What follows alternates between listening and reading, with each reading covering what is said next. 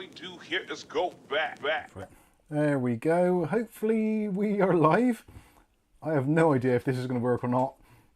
This has been a nightmare trying to set up, so hopefully you can hear and or see me. I can. Let me know. Thanks, Cav. Let me know if you can actually hear me and if there's any echo. There may well be, because I've just had to fudge through all the settings after reinstalling my PC for the umpteenth millionth time. Hopefully we're all good and everything is working. Fingers crossed. Yeah, works fine, Mike. Excellent. Microphone volume okay? Better check that. Nick Barnes, all great here. Thank you, Nick. I just realised, just before I started the stream, our daughter's boyfriend, his mouse stopped working, and he uses a combo keyboard and mouse, Logitech one. I gave him the one that we had previously, which was the MK330 or whatever it was, but that stopped working, so I gave my other one, which I normally use for the streams. So just getting ready for the streams, like, oh, keyboard and mouse. Oh shit, I haven't got one. So I've had to crack out the old Logitech K400 Plus with the built-in trackpad. So it's a little bit difficult, especially having two monitors, trying to find out where the heck the mouse is.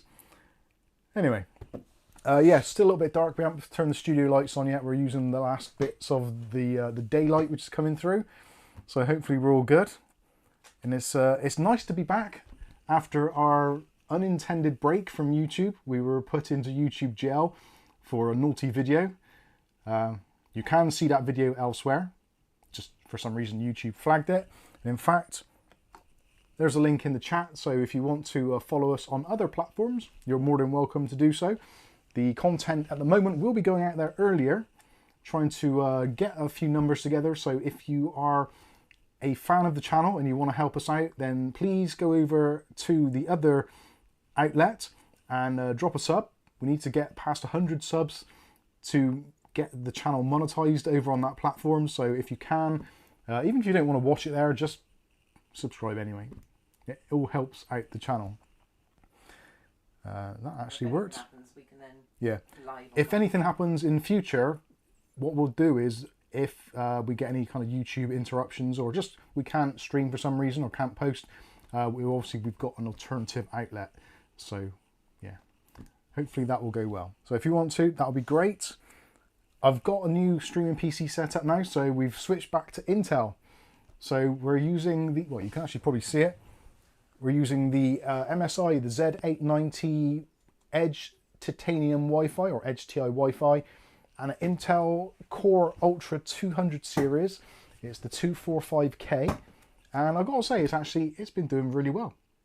Other than me having to reset everything and redo all my settings. Yeah, I've had time on my hands, so there is that to it. Thank you, John David Sullivan. Thank you very much. And I know that Nick Barnes has already subscribed over there as well. So thank you all very much for doing that. A couple of others as well. Yeah, let's get those numbers up. That'll be awesome. John says, really happy with the 285K myself. And the 265K is really good, says zero defects. The 245 is actually on loan from MSI. I think they've forgotten about it. So I've kind of kept a bit stum on that one, so they didn't ask for it back. In fact, actually, MSI have left a couple of things with us, which I don't know whether they forget about, or I don't know. Maybe they feel they get good value from the channel. Anyway, good evening, everyone. It is Saturday, the 14th of June, 2025. And for those of you that are celebrating it, wherever country you're in, if you haven't already, Father's Day is tomorrow, Sunday the 15th of June here in the UK, and potentially other countries as well. I'm not entirely sure where else, but yeah, if you haven't done something already, last minute chance to get on Amazon and get a next day delivery for some pants, some socks, some chocolates, a Toblerone, I don't know, whatever you want to do to make that father figure in your life feel a little bit special. Funny enough, actually, literally 2 minutes before I was about to press go live, and my dad phoned, and just to say thank you for the card that we've sent, and it's like, we're about to start streaming. He's like, oh, sorry about that. It's like, yeah, no worries, it's all good. But yeah, So make sure you don't forget those father figures and send them something nice. Rick H is subscribed on there as well. Thank you, Rick H. And Matthew Day says, caught me out, it's never on time. I know, it was going to be a little bit earlier, but I was trying to get my last minute settings. Literally when I went to get OBS and pressed on start streaming, it said you haven't installed your stream key. It's like, oh God, something else I haven't done. Also, at the start of the chat, you'll notice there's an absolute ton of spam for the links for premium CD keys, our Discord, the desk pads, and also for Rumble as well. So all of those I've had to reprogram into the Stream Deck. Supplied by Colin Hilton. God bless you, Colin Hilton, if you're watching. I know Colin doesn't always get involved in the chat, but quite often has the video on in the background whilst he's chilling, so good stuff. Thank you, Relly Bob, much appreciated. Michael Ellingham says, my dad doesn't want anything. Good, that's nice, but I hope you asked. But even if they don't want anything, just get them something. You don't have to do it on Father's Day. Yeah, just do it all year round, possibly. Not because you're told on a certain day. I don't like that. Musa says, hi Mike, how are you? I am reasonable. Thank you very much for asking. Not too bad at all. Yeah, we're all doing good. Nick Byron says, Mike, I forgot it's Father's Day Sunday, but I bought the monitor, so that's my prezi. Nice one. Excellent stuff. So, yeah, in tonight's stream, obviously some things to be talking about, and obviously whatever you want to discuss or any questions you want to ask. It's pretty much an open forum, so for those of you that are new here and kind of no idea of the format, there isn't really a format. It's me just talking nonsense for normally about 2.5 to 3 hours, or until you lot get bored and I have to go to sleep to get up for work for tomorrow. So that is pretty much it. We've got a case to look at, obviously from the thumbnail, the new Gamemax N80, which is actually a very unusual step in a very positive direction from Gamemax. Gamemax, I'm sure they won't mind me saying this, that Gamemax cases are not always known as being sort of premium cases. They're good cases, they're good value for money, lots of good features, lots of different options, but you don't often think of them as being a premium case brand. But with the Infinity N80, they look to be wanting to change that. So it is somewhat of a premium case, and with that does come a somewhat premium price as well. But hopefully, after the end of this stream, you'll agree with me in thinking that it's actually a very positive step in the right direction for Gamemax themselves. Rick H. Rick H. Mike, I'm going to get Windows 11 Enterprise version thanks to premium CD keys. Yay, good for you. And there's a link in the chat for anyone else who wants to join along and get Windows 11 Enterprise. And if you do get it, don't do a video on it, because it'll get you into trouble. I still don't know what the actual reason was why that video triggered some kind of warning. They said, YouTube said that the video was harmful, or no, was it potentially harmful? I think it was. So it wasn't like copyright, it wasn't piracy, it was potentially harmful. And I don't understand why it was potentially harmful.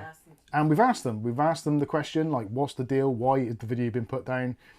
We've challenged it, and no, they say no. We've had some people look over it, and it's been deemed as harmful. So how can buying a Windows license key from a retailer and installing it, how can that be deemed as harmful? I honestly don't understand. I think that is the biggest problem with YouTube these days. There's no transparency whatsoever.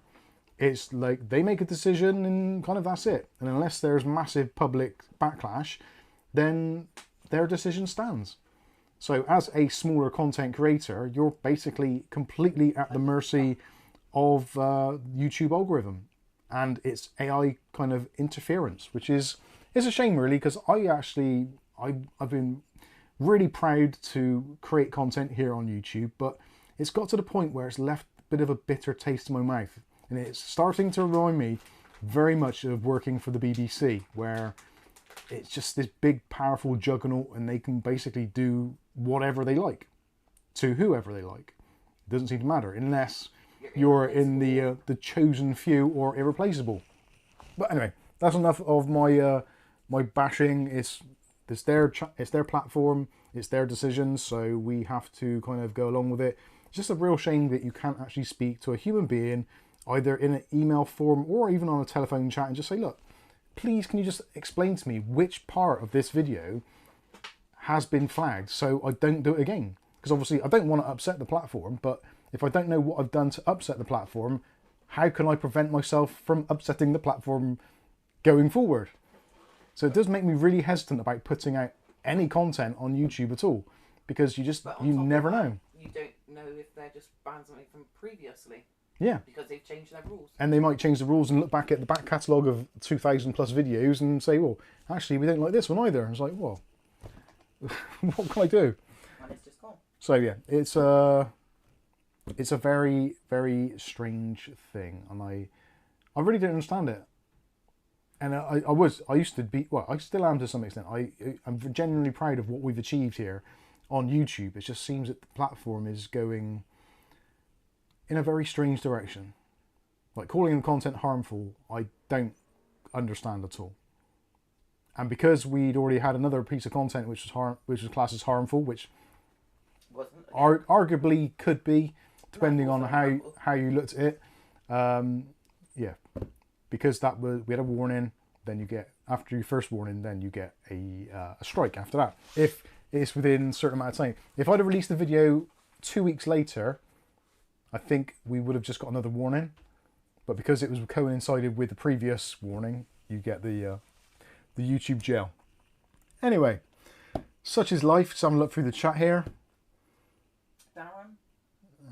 Darren. Vida Apollo M white tempered glass case. Have you ever used their products, as they are a British company? I'll be honest with you, I have heard of them. I didn't know that it was a British company. I was going to grab my mouse then to try and have a look. I haven't bought. I've seen the brand mentioned around. I think a lot of them are very similar to kind of like, there's Gamemax, a few other brands, I'm not going to mention too many names, but there's a lot of brands which all buy their cases from a specific kind of ODM manufacturer over in China or wherever, Taiwan, and they just rebadge them or tweak them a little bit to suit their brand, put their images on. And I think Vida are basically like that. I know it was the other brand that we used to do things for. Ions are the same. They're just basically rebadged cases. So yeah, I haven't seen them. No doubt I have seen them in some shape or form similar, but not as a specific brand. But of course, if Vida want to reach out to us and send us some cases to review, we're more than happy to take a look at them. We may well do that.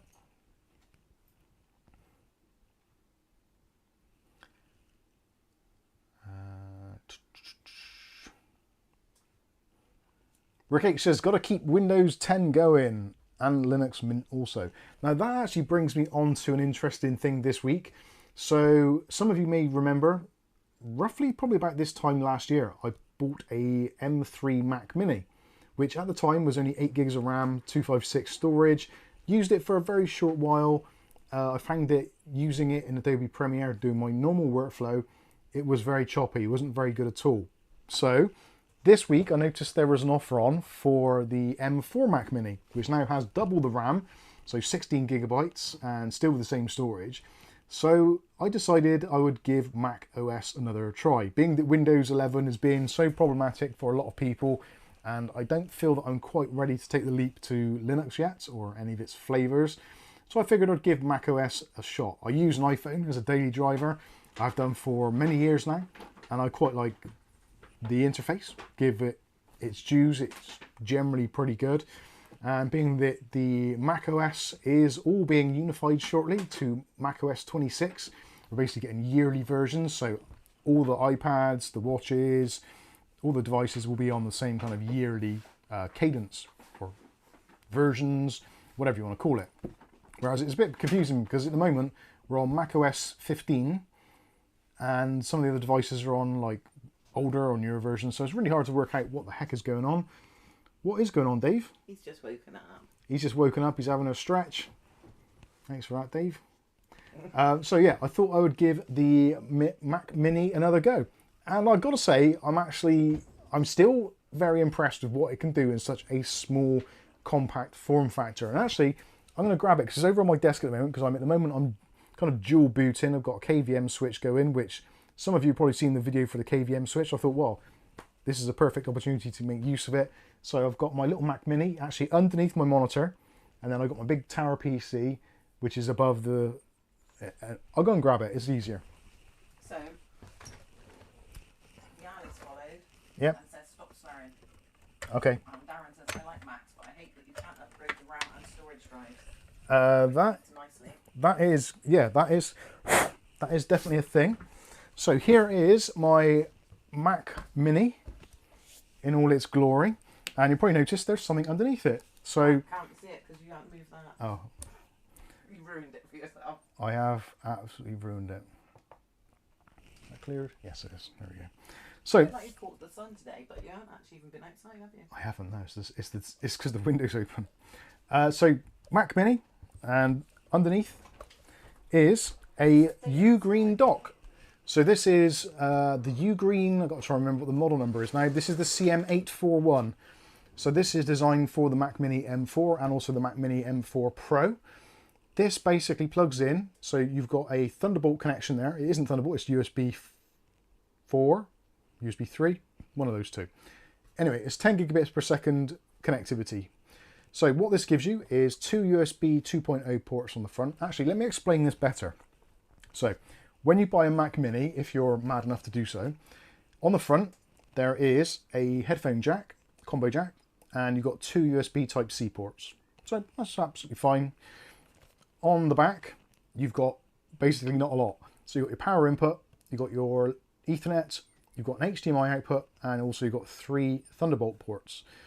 So what you do is use one of those Thunderbolt ports and plug it into this dock, which will then give you those things you actually need, such as, well, on the front, you've got 2 USB ports.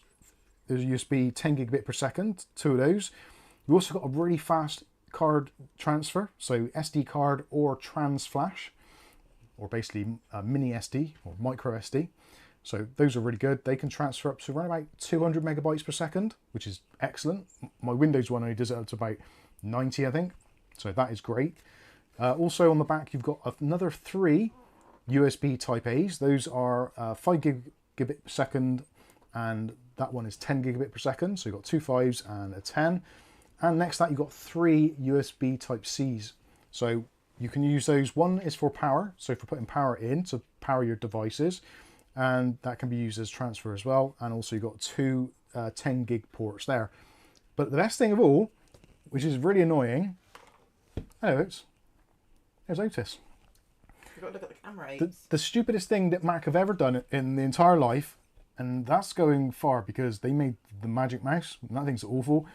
They put the power button underneath the device. So they're expecting you to leave this on all the time, basically. So if you put it down, basically you cannot get to the power button, which is absolutely ridiculous. So you have to kind of lift it up and do that. So again, another reason why this dock is such a great device, because it just goes on there. It looks and feels the same texture and materials as the actual Mac itself. And all you do is plug in your USB Type-C into the back there on a specially designed cable, which is just the right length. And also, you've got this little section here, so now you can put your finger in and actually turn the device on or off. And of course, you get all the lovely ports. Yes, Mike, but it's a Mac. I know, it is a Mac. And I've got to say, I'm actually getting to be quite used to it. There's a few things which, as a Windows user, going over to the Mac world, there are some things which are really going to annoy you, such as like the Finder, the fact that you can't copy and paste, well, you can't cut and paste without doing hotkeys. So yeah, that is the weirdest thing ever. I was like, why can't you cut files? I was thinking, is the write protection on my SD card or something stupid? I took it out, plugged it in, got shouted at by Mac because I didn't disconnect the drive or didn't click on unplug. I know, it turns out it's a thing. So you don't get accidental data loss, they won't allow you to do cut and paste. So if you want to cut and paste a document or a file or folder or anything in Mac, you have to first of all click on the file, right click and choose move. then go to where you want it to go, press and hold the Windows key and the Alt key, and then press X. And then that will move the folder and the file like a copy, like cut and paste would, rather than being copy and paste. So yeah, it's very weird getting used to it all. And of course, Mac uses Command and Alt, or whatever the two things are. So trying to work out which key is which on the keyboard is like, oh, this is really frustrating. And I have actually got Keychron keyboard, which has got a Mac layout. But then I think I would struggle because I'm using a KVM to go between my Windows and my Mac. So what speed gen yeah. is the M.2 mic? Ah, sorry, I forgot to mention that. The M.2, that is another reason why this is so important. Because the storage on the Mac is so limited, there's actually an M.2 slot on the bottom. So you can install an M.2 drive up to 8 terabytes in size. You imagine if you bought an 8 terabyte, I don't think they do one, but if you imagine if you could buy an 8 terabyte M.2 drive or storage for your Mac Mini, it would be astronomically priced, probably in the thousands. Whereas this, I've put in a relatively inexpensive 2 terabyte drive, just a PCI Express Gen 3, which is absolutely fine because the transfer speeds, because this is connected on a Thunderbolt port, so USB 4, the most you're going to get speed-wise out of the drive is around about 1 gig. So I was getting roughly about 950 megabytes per second, which is still kind of twice as fast as an SSD, and not quite as fast as the built-in storage, but certainly more than adequate. Even for doing 4K editing, I found no problems at all with that. Read and writes, again, around about 1 gig per second. That will get hot over time. airflow. It doesn't get hot. I thought that as well. I thought that was going to be a problem, but the heatsink on the bottom, it seems to do an absolutely great job. And I was using it for, I don't know, 8-10 hours yesterday with it on all the time, transferring videos, doing editing, messing around and stuff, and it was absolutely fine. You can feel heat, there is heat generated, but it isn't enough to cause the drives any problems at all. So yeah, it's absolutely fine. I probably would suggest, obviously, if you're going to buy a drive, don't bother getting like a PCI Express Gen 5 or Gen 4 drive, because there's no point. Those might get a little bit hotter, but because you're limiting your transfer speeds anyway to basically kind of PCI Express Gen 3 times 1, I think it probably is, it's not going to get hot because it's not passing enough data through to actually get warm. So yeah, you've got no worries there at all. And it's actually pretty reasonable priced at about £75 for the dock, which adds so much more flexibility to the machine. Like 256 gigs of RAM, you're going to swallow that up in no time at all. So actually having the additional drive on the bottom there, so you can store your videos, your photos, etc., games maybe. Yeah, it's a great device. And of course now I've got like 5 USB-Cs on the back. I've got 3 USB-As, got another 2 USB-As on the front, also got the built-in 2 Mac ones as well, and the card reader. There's an absolute ton of connectivity there.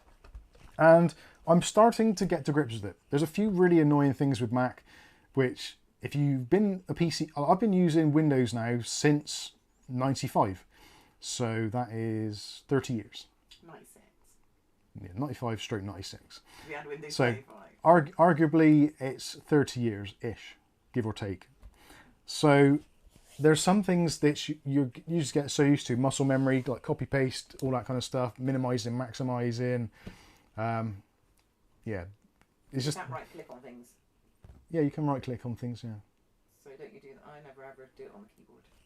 yeah, you can right click on things. I'm trying to think of something which is really like frustrating. Oh, the mouse. Oh, the mouse. Oh, the mouse.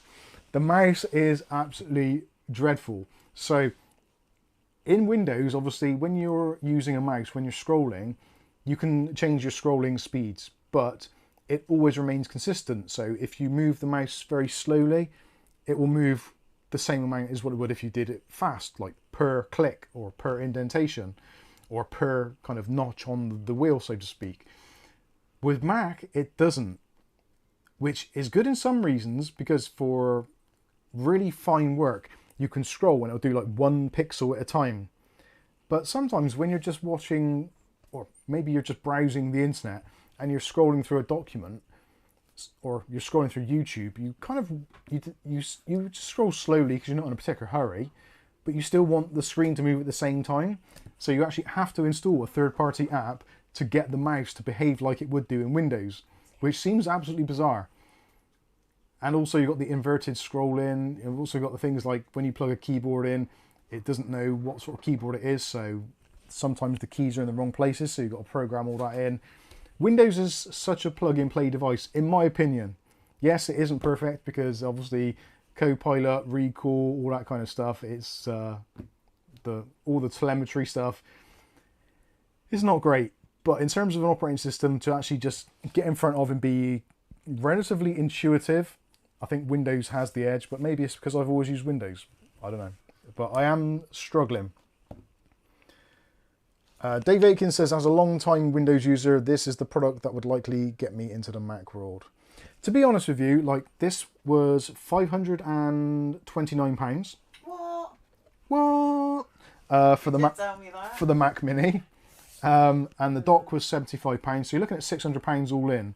But in terms of video editing chops, even though it's only got 16 gigs of RAM, this edits video kind of almost the same as my RTX 4080 and Ryzen 7900X system, which has got 32 gigs of RAM. There's going to be some things which obviously it's going to be better at. As soon as you start ploughing on lots of extra things like color grading, which I never do anyway, then yeah, it's going to show signs. But I've had this running with two 4K streams, one on top of the other, editing it through, and it's been very, very smooth, very, very slick, and I've got no qualms whatsoever. It's mad to think that this whole setup here costs less than my graphics card alone. Once you put that into consideration, it is really weird, and it's basically silent. I cannot ever hear it. It's the only thing I hear is moans and groans from myself. It's like, oh, why can't I do this? But yeah, it's extremely small, extremely compact. And in terms of power usage, the power usage is going to be to the power of 10 less than my desktop PC, which again is something which I'm not that bothered by. Realistically, the energy bill is the energy bill, but the fact that this can do essentially the same workflow, but with maybe, I don't even know how many watts this thing is. I guess it's probably about 100 watts or so, if that. And obviously when it's idling as well, it's going to be like, I don't know, a few watts, whereas my desktop PC is going to be drawing like 50-60 watts just idle, and under full load it's going to be dragging in probably getting towards 5, maybe 600 watts. So we'll have a lower rated kettle to make that. Yeah, so we'll buy a lesser powered kettle. So it is a massive difference for what isn't a massive difference in terms of performance. So I'm really impressed with these Mac Minis. And the M4 chips, the M3 as well was good, but it lacked the RAM. The M4, I think it's got 10 cores and 10 GPU cores. So 10 CPU cores, I think 4 performance cores and 6 are like low power cores, possibly. I'm not entirely sure. To be honest with you, I don't really care. All I want to do is just plug it in and use it. It's a shame it hasn't got 2.5 gigabit Ethernet built in. That is one thing which I think they are missing in 2025. It kind of needs that. You can as well, there is a company online which will actually do upgrades for the actual storage. So you can actually, if you don't want to use one of these docks, which I probably suggest you should do, there is a company which actually sells a replacement internal storage. You can't do anything with the RAM because that is basically on the chip, but in terms of the storage, there is actually a third-party company which actually gets the chips from Apple, puts them onto a board. You can put it in here and you can basically replace the it's sort of like an M.2 drive, but not quite. So you can actually take them out and replace them. So you can replace the 256 with like a 1 terabyte, and it costs about, I think it's about a third of the price of the Apple version, which is still pretty good. I think it's about, I've got a feeling it's about £200 for the 1 terabyte, which is still a ridiculous amount of money. But it's a lot cheaper than Apple will do it, because I think the 512 is 200 quid dearer, which is ridiculous. Anyway, you don't really need it because the Ugreen dock will do that quite happily and gives you all the extra ports. So that, for me, is the better way of doing it. So, yeah, there is the beginnings of my Mac life story. Watch the hair fall. Yeah, if I had hair, I probably wouldn't by the end of it. And this, like the stupid things like Discord. Discord won't run on its own. So you can install Discord and you turn on your Mac. It's like, well, where's Discord then? Why is that not loaded? It's like, oh, look into the settings. There's no option to start at logon. So you actually have to go into the Mac's own control panel and drag the files you want to start up into a startup folder or section. I've done a video on it anyway, so because it was so frustrating. It's like, why can't this be done easier? Frustrating. One day of it. I've had about 3 years. Kath turned around and said to me about her computer that her Discord has never started on Windows Startup. Until you did something, until I changed something, yeah, and it stopped doing it. So for 3 years. I quickly went over and did hers as well today. So I've done mine, done that. One day of it made you frustrated. And Nick Barnes says, you may have said, but how much are these minis compared to a PC?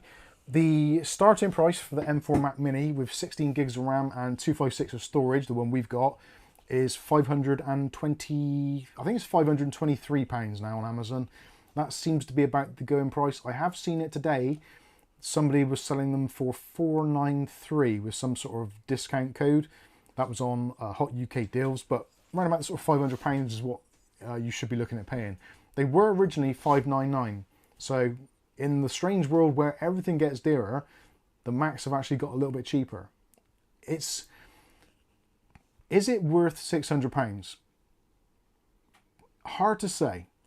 You can't, well, we've seen it before. We've done a video this week, in fact, a PC build for £650, which arguably might be more flexible, but wouldn't be as powerful. I don't think. It might come close-ish. But it would use significantly more power and take up a lot of room, like an ATX case versus a Mac Mini, which is absolutely tiny and silent as well. If silence is your thing, I got to say, on Friday I was sat here editing some video. I didn't have my main PC turned on, just had the Mac on. And I was sat here and it's like I could hear the birds in the garden, and I could hear like other things, and it was like I thought my PC was silent, but clearly it isn't. It's quiet, definitely, but it isn't silent. And that you can tell the difference between a silent PC and a quiet PC. Yeah, silent PC and a quiet PC. There is a noticeable difference. Even if it's just like the buzzing of electricity or the whooshing of air through fans, that has a noise to it. Even though mine are set to such a low level, the Mac Mini is, it is a fantastic bit of kit. It really is. It's just a shame that Apple if they'd have put a 1 terabyte drive in there, it would be an absolute kind of just go get one. But the 256 storage is a pain. So by the time you've added in your storage, by the time you've added in your dock to make life easier, it does work out a little bit more expensive. Did you see what John David Sullivan's up? You can also boot Mac OS from an external drive. Oh, can you? That's interesting. So you can boot macOS from an external drive. Very interesting.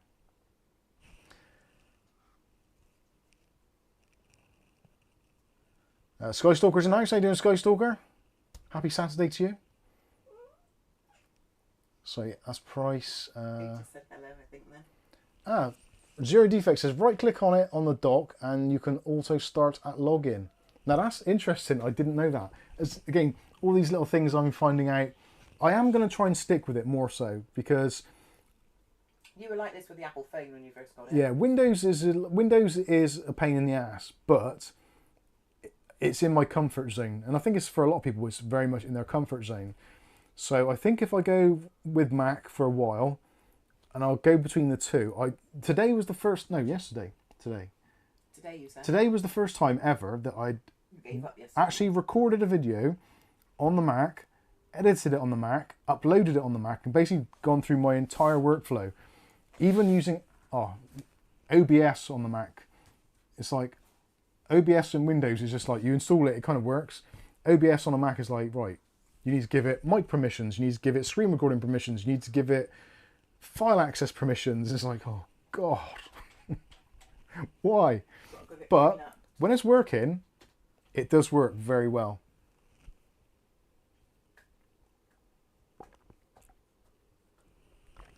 O'Reilly says the bigger Mac computers with more powerful chips are not always that silent. Yeah, I would imagine that is the case, definitely. O'Reilly says the Mac computers are the only way to have an almost silent PC. Yeah, definitely. I think you can get like Minis Forum and places like that, B-Link, etc. We'll do PCs which are pretty quiet, but most of them have got fans in which are certainly audible when you start doing some sort of heavy lifting with it. Whereas with the Mac, I don't think I'm not even sure if there is a fan in there. Maybe someone can let me know in the chat.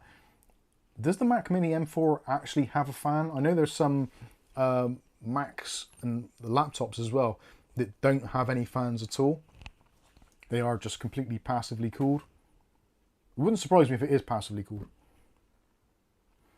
Dave says lots of people use these for coding and web-based applications. Very little is actually stored locally. It doesn't justify 256 gig, but it's not designed for heavy media users. Fair enough. Yes, it has fans apparently constantly running. All right. Okay. Apparently it's called. I've never heard it or even felt it, which I guess I should do, but I haven't felt it, or no, I haven't heard it. So that's pretty impressive. Although I guess when it gets clogged up with dust, it might need a little bit of a look at. So anyway, yeah, that is where we are. I am also considering maybe going down the Linux route as well. I'm not too sure which version of Linux. That was more of a CAF's idea. Not my idea. You said it earlier, so that's your idea. So, I like Windows, and I like what Windows is about in theory. But Windows 11 is becoming, unless you install... It's like well, walking down the street with the security cameras everywhere. yeah, I guess it's very much like the Mac. The Mac isn't perfect out of the box. There's a lot of things you need to download and tweak and change to make it your own and tailor it to how you like. And I guess Windows is no different. Albeit, I guess Windows might be a little bit more accessible, and because it's much more widespread use, lots more people create things for it and make things for it. So buying a Windows 11 PC, first thing you probably want to do is to put WinToys or WinHance on there and kind of clean the whole system up, or potentially just get an LTSC or enterprise license. That again is an option, but a lot of people don't want to do that. Aletta says mint cinnamon is the easiest to use, but the hardest for you to say. Yeah, mint cinnamon. You can't even say it, can you? Mint cinnamon. I can What do do it. you call it?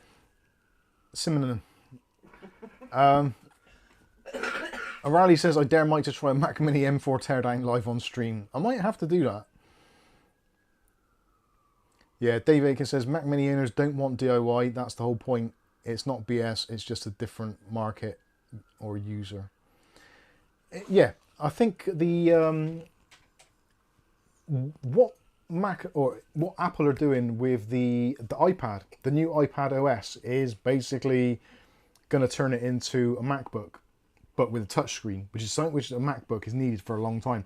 I think I'm right in saying there isn't a MacBook or MacBook Pro which has a touchscreen, which is something which MacBook Pro users have wanted for such a long time. So actually having an iPad which can double up as a PC but with a touchscreen is great. I remember the Microsoft Surface when that first came out. That was a freaking awesome piece of kit. It was basically the Windows version of a Mac. What happened to that? Sold it. Glenn's got it. Glenn Oh yeah. Glenn ALZ thing, 41 thing. Can't remember the full name. Yeah, yeah. The Mac version of, yeah, you know what I'm saying. The Surface Pro was awesome. I loved it. Great bit of kit. Touchscreen was great when you want to use it in tablet mode, and you could always use it with the keyboard and mouse like you could a normal computer. It was fantastic. And in fact, we did a lot of our live streams in the early days using the Surface Pro. Used to have it here set up, controlling everything, had the mouse, the trackpad, and I was using the touchscreen. It was absolutely brilliant. I absolutely loved it. It was great, but it also fell into that same category of the Mac, whereas you could not upgrade the storage, and you could not upgrade the RAM. So if you wanted to add more storage, you had to plug in a USB device. RAM was not an option at all.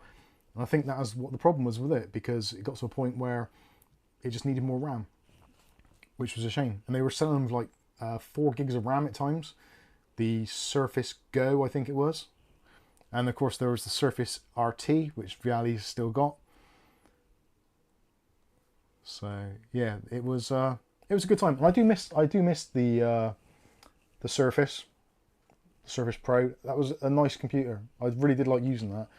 It was relatively quiet until the fans got clogged up when you couldn't really take it apart. I didn't do anything about it. So yeah, like most PCs which are built to that kind of form factor, it was a struggle. David Underhill says, updated for 5:50 AM Australian time, 1.3, feels like minus 3.5. Is it? Oh yes, Australian winter at the moment, isn't it? I suppose it would be because it's our spring stroke summer. There's loads of crap on my mouse mat. It's driving me mad. Dave Aiken says, iPad Pros with M chips are phenomenal, incredible screens, insane battery life and good performance. They didn't get enough cred. We use it for work all the time. Miles better than Windows tablets. I am considering getting a iPad to go along with my setup. Oh, I would love an iPad. Zay. I got an iPad. I got one over there as well. Satanic. What's that? Zay. Zay? Zay? Oh, sorry.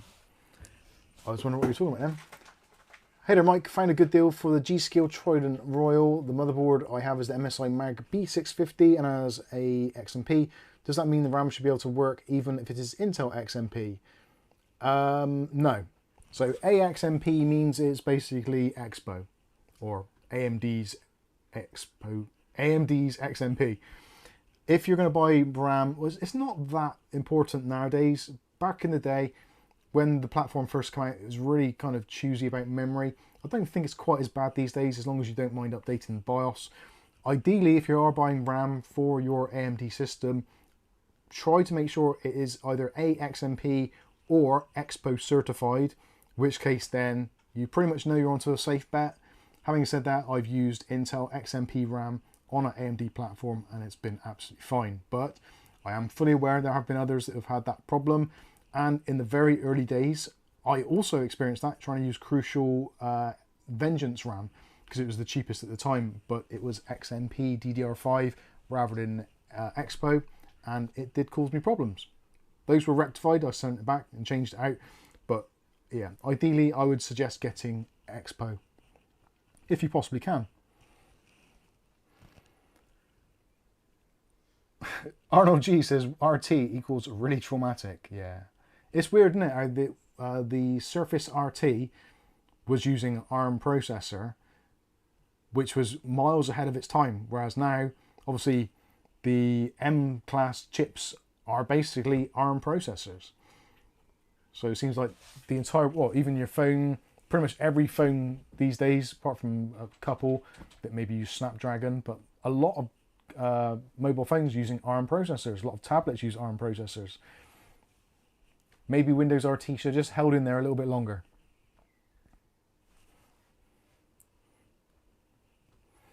O'Reilly says, I'm watching this live stream on an iPad Pro 5th Gen. Nice. Skystalker says, I take my iPad mini everywhere. Just easy, perfect form factor. It is a nice form factor. Ours won't be going yet because we didn't go there. Yeah, we go in the garden. Yeah.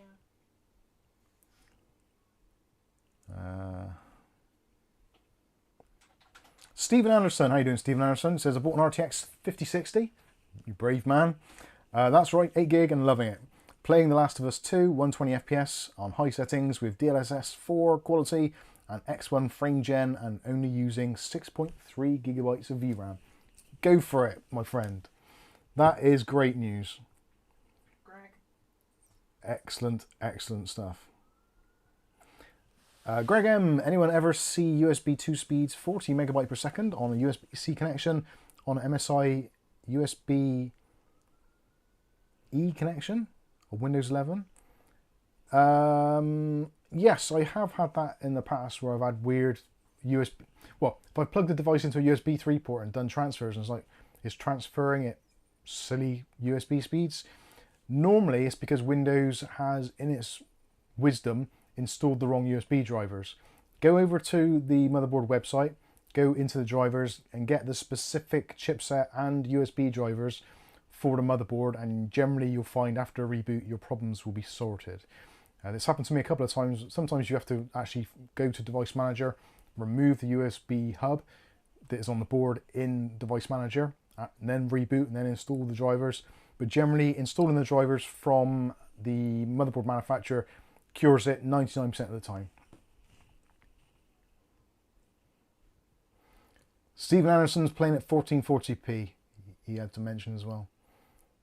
That's awesome. Which brand of RTX 5060 did you get? Unsure user. Mike, I may have panic, bought a SSD. Okay. Does £60 for 7200 megabyte read and 1 terabyte? £60 sounds about okay. Depends on the brand of it. I was looking today actually because I was trying to buy some drives for some upcoming builds. 1 terabyte drives.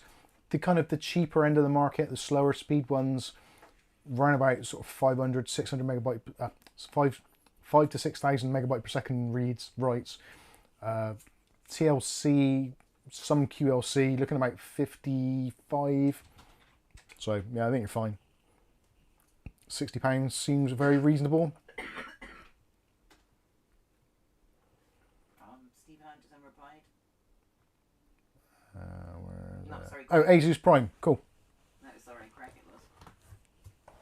Already installed chipset set drivers and MSI support is utterly useless. Oh, right, that's unusual. Yeah, I'm not sure why that would be then. Discord? Yeah, maybe hop on the Discord later on. We'll see what we can do.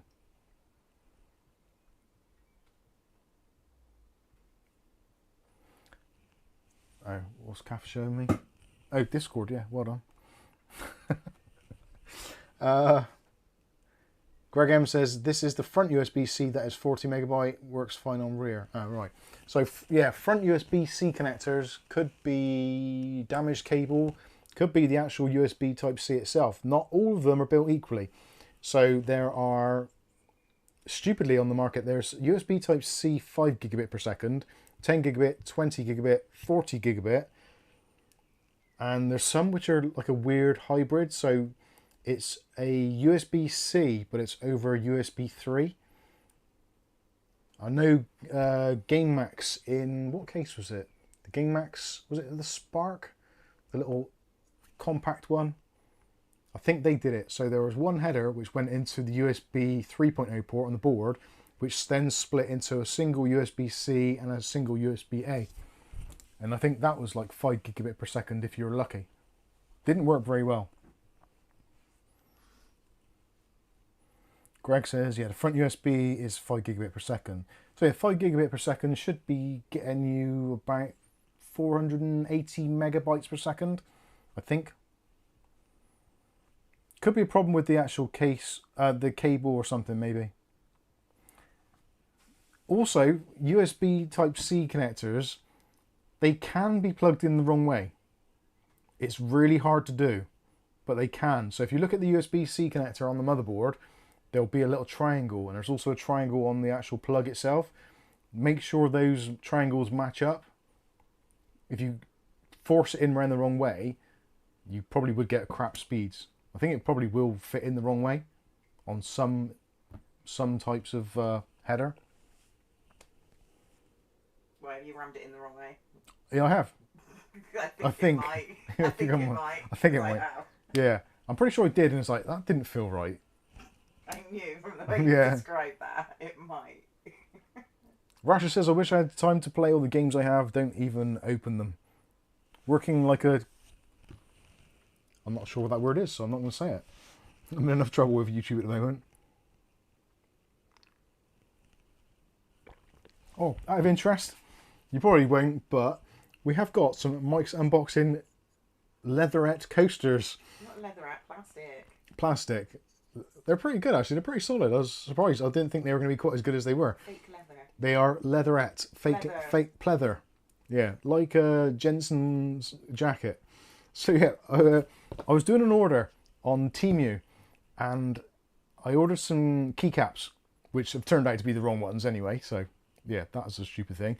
But they were like £9.30, and you need like £10 to get a minimum order on Temu. So I was like, right, what shall I get?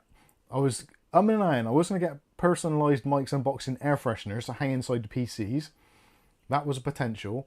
But I saw these Mike's Unboxing coasters, and I thought they'll do. And where's the And bag? Frisbee. I don't know. Where's the... Oh, it's actually there. So I've got a bag of them. These are actually relatively inexpensive. And yeah, they're not too bad. I should have put the YouTube logo on the bottom, but the way things have been going with YouTube at the moment, it's probably best not to, I reckon.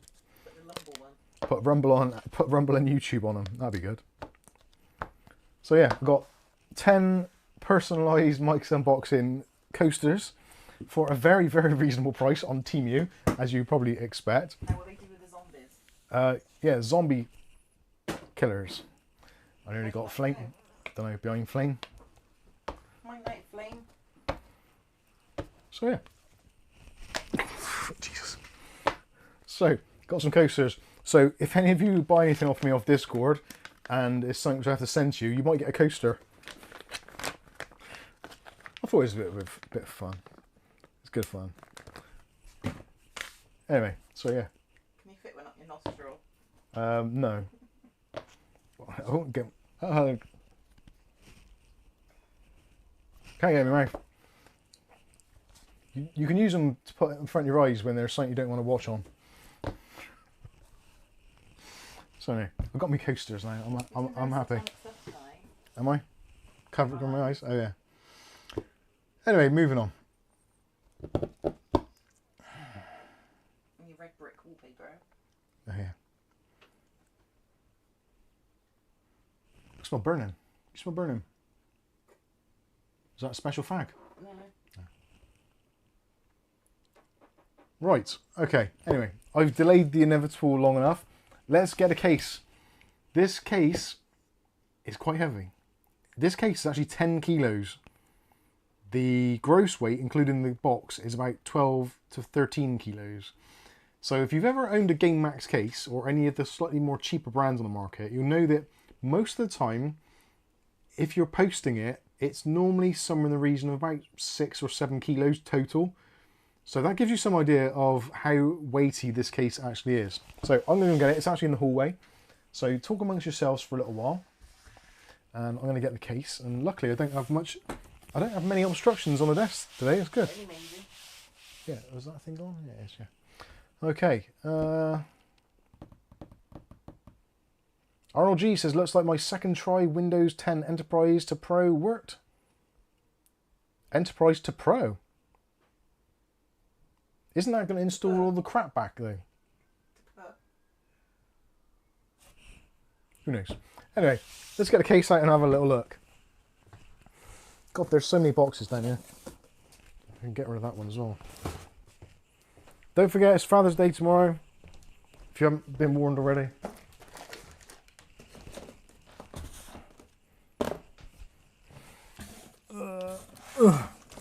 God damn it, it's heavy.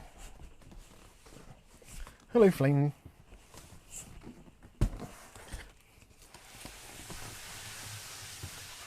Right, I better put the other light on there. Okie dokie. I did take the labels off, didn't I? Yeah, I did. Oh, God. Right, so starting off with the packaging, as we often do on this channel. There is the packaging. So it's not particularly exciting packaging, but most of the time packaging either ends up in the trash or up in the loft or as a cat bed. So yeah, and weirdly it doesn't actually say anything on the box. It's got no specs or anything, which is actually really unusual for Gamemax, because normally they have all the dimensions on the box, but they haven't on this one for some reason. So I'm going to get it out of the box and try not to bust my testiculos. Oh, Patrick said, I just took a walk from a wedding ceremony to say hello. Oh, thank you. And commiserations to the marriage person. So horrible.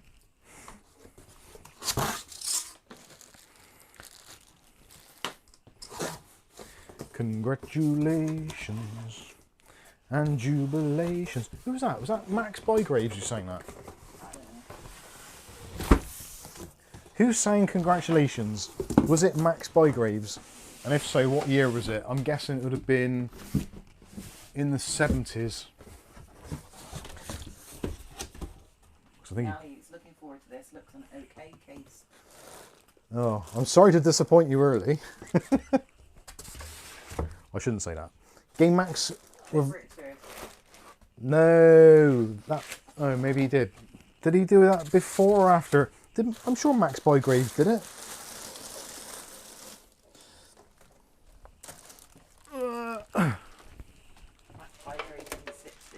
Thank you. When did Sir Clifford of Richardness do it?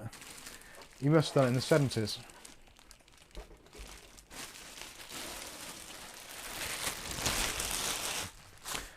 Okay, so there we have it.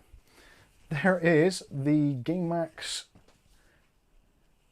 Gotta look out for the reflecto porn for Kath if she's scratching her whatsits. I should take the glass off straight away, really, shouldn't I? So, this is a curved piece of tempered glass, as you can probably see already. Curve? Well, it has a curve here. I haven't actually seen it, because I was chopping the cat's meat yesterday. Oh yeah, there you go. You see it now. So it's actually got a really nice tight curve, as they say. And actually, if we go to the overhead camera, which hopefully is going to work, you can see the angle there. So it's a very tight angle. In fact, actually, it's about the same angle as my mouse mat, maybe tighter. So the radius. Oh, curved there. I thought you meant it curved out like a curved screen. So the radius on the glass there is actually very, very tight, which I think is supposed to be quite hard to do.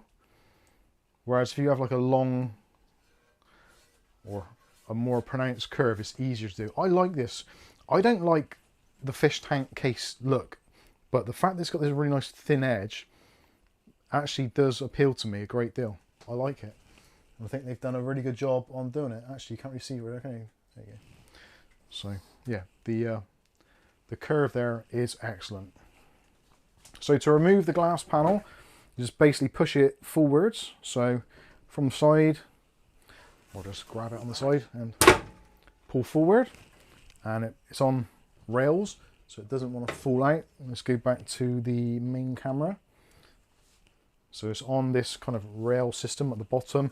So once you've got it kind of semi-off, you can just lift it out of the way. And as you can see, it's got a really nice curve to it. IO on a good base. Yep, the IO is in an excellent position. Actually, Dutch Jan and Viali both liking it. Awesome. So now you can see inside the case, and you can see a little bit more what is going on. So, broad stroke tour. You've got 6 included fans straight out of the box. 2 on the side. Those are both reverse blade fans. On the bottom, you've got 3 fans, which hopefully you can see. Also reverse blade fans. And in the back, there's a standard 120mm fan, and that is with the traditional blade setup. Looks a tad top heavy, Glenn says. Doesn't feel it. The basement section is built like an absolute tank. Listen. Looks like the airflow would be conflicting. I don't know about airflow conflicting. You've basically got air coming in here, which is then going to kind of swirl around. You also got the air coming in from the bottom, so 3 fans there. And you've got the exhaust out the back there. So it's very much a positively pressured case, which I kind of like. Also, only the IO on a good place, nothing more yet. Gentleman, Bad Boy said this was one of the new cases from Computex, wasn't it? Sure, I saw it there. Possibly. I'm not too sure. You could be right. So in terms of the front panel IO, this is in a really good position because depending where you're going to have this on your desk. So say for instance you're going to have it like I've got my PC in the background, so sideways on. You've got access to your ports in a nice, easy, convenient way. If they were at the top, it would be a pain in the backside. So I think having it on the side there, and if you've got it on your desk next to you, it's kind of quite easy just to get to those ports. I think that's probably the best position for them. They are a little bit limited, but you do have a USB 5 gigabit per second Type A. You've got a 10 gigabit per second Type C. You've also got your combo headset and mic jack, and then you've got your power button with a illuminated LED around the outside edge. I'm not too sure what colour the LED is. I'm hoping it's white. And I'm hoping there is some form of hard drive activity LED in there as well. But honestly, at the moment, I do not know. We will be doing a build in this at some point, so I will find out then.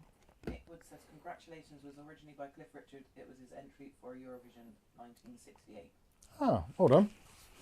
And O1 Revanche says, Deep Cool CG 530 4F.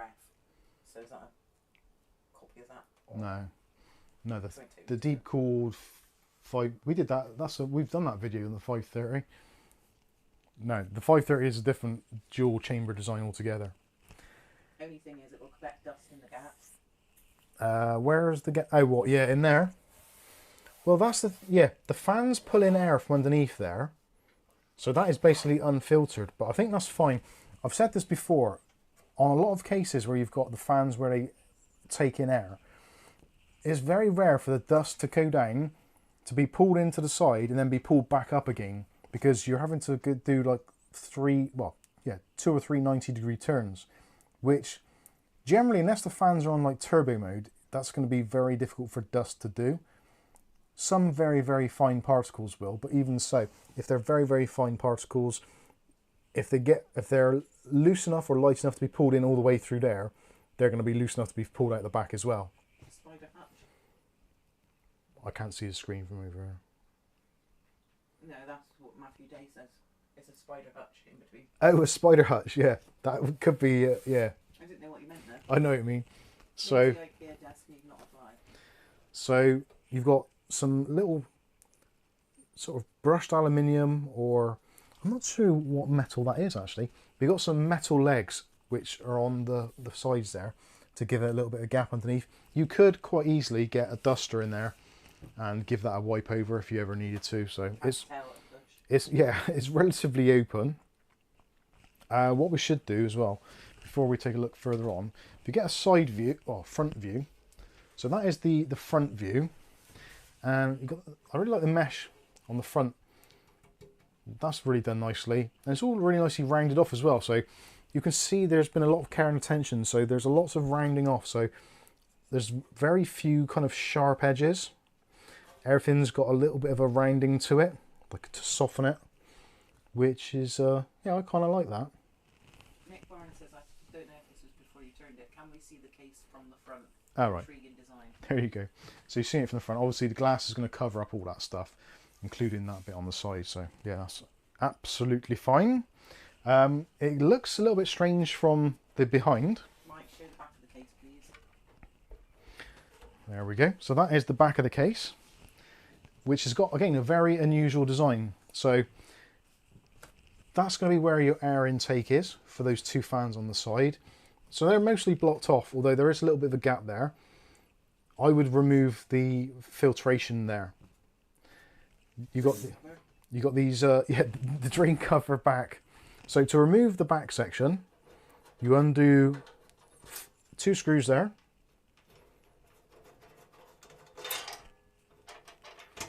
Which are obviously not captive. And turn it around a little bit more. And then you've got 2 screws on the back. So this has kind of got like a, not quite a gull wing design, but kind of similar. So this section now just lifts up. Now there's a couple of ways you can do it. You can either do it from the side there and just lift out, or you can do it from the bottom and pull up, whichever way you want to do it.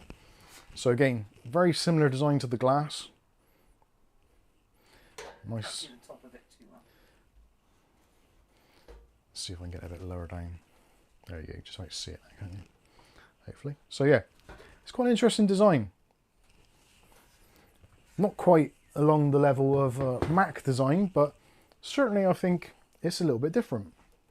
Might be a nightmare to build in there. So other than the top section, so underneath that there is this filter as well. So if you want to, you can remove that. I probably would.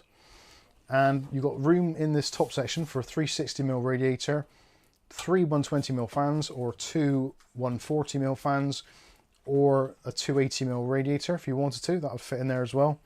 There's actually a lot of room as well between the top of the case and also where the motherboard is going to sit. And I guesstimated this at 65mm, and I think it's probably about that. 60. You're probably looking 65 to 70mm, which is pretty much what I said in the review when I filmed it. I never measured it, I just guessed it.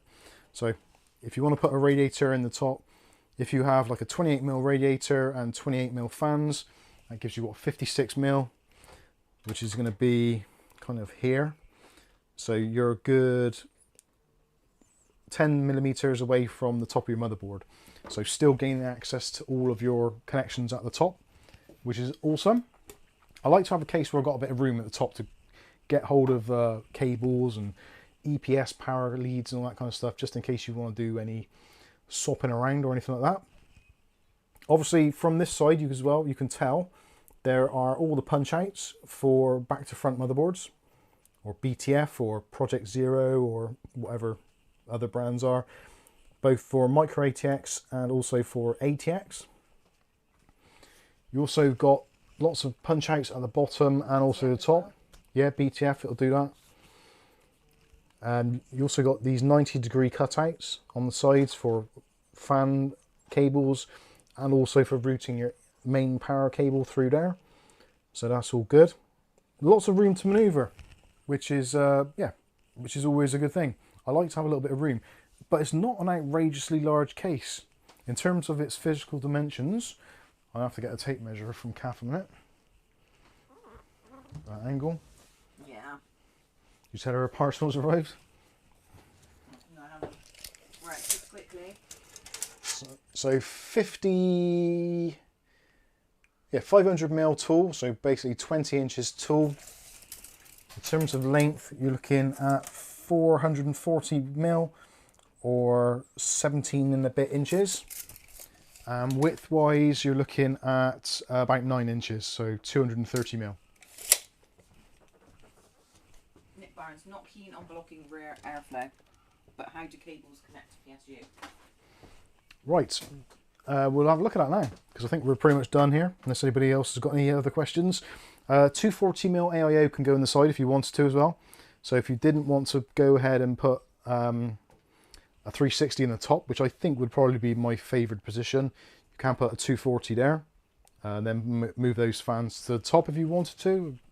Probably not a great idea, but it's your case, you do what you like with it. Actually, on the back, we'll take a look at the back first of all. Can you also remove the other plate at the back? Yep.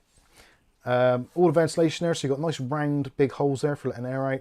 Also PCI Express brackets, all individual, and there's no bars in between as well, so you can put vertical mounted setups in here if you wanted to, and also nothing to interfere with your HDMI or display ports when you're putting graphics cards in, so that is awesome. ATX power supply basement on the back. So on the back, is this lined up all right on the shot? Yeah, that's fine. So again, same design characteristics on the back there for this shield. So this is for your cable management shield. You also got another one of those filters, which again you just remove if you wanted to. That is going to be absolutely fine for bringing in some air. Most of the air is going to probably come in from the bottom anyway, I would have thought. But it's kind of your case. You choose how you want to do it, I guess. Max Bygrave did a cover of Congratulations 10 years later on the 1978 sing-along a Max. Sing Along a Max. I remember it well. Says Nick Wood. I got Sing Along a Max at one point. I did actually have You are it. joking me. Yeah, I did have it. This bit here, so this is magnetized or magnetic.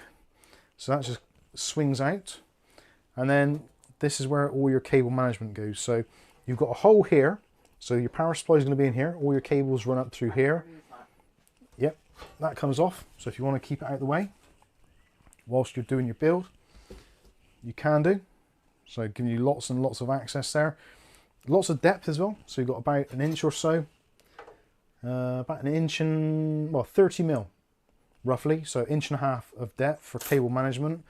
There's also got this built-in ARGB fan hub. Now this is the only downside. These are proprietary connections. So they will only take the Gamemax type fans. Obviously, if you don't want to use that that's entirely up to you, but they're included and they're actually not too bad. There is also on the bottom here somewhere, if I can find it, so that is normally stuck on around about here at the bottom. So the actual hub has also got a spur on it as well. So you can plug in additional ARGB devices and still use this hub. And it's also got pass-throughs. So you've got SATA to power the hub. You've got your 3-pin 5-volt addressable RGB to go to the motherboard.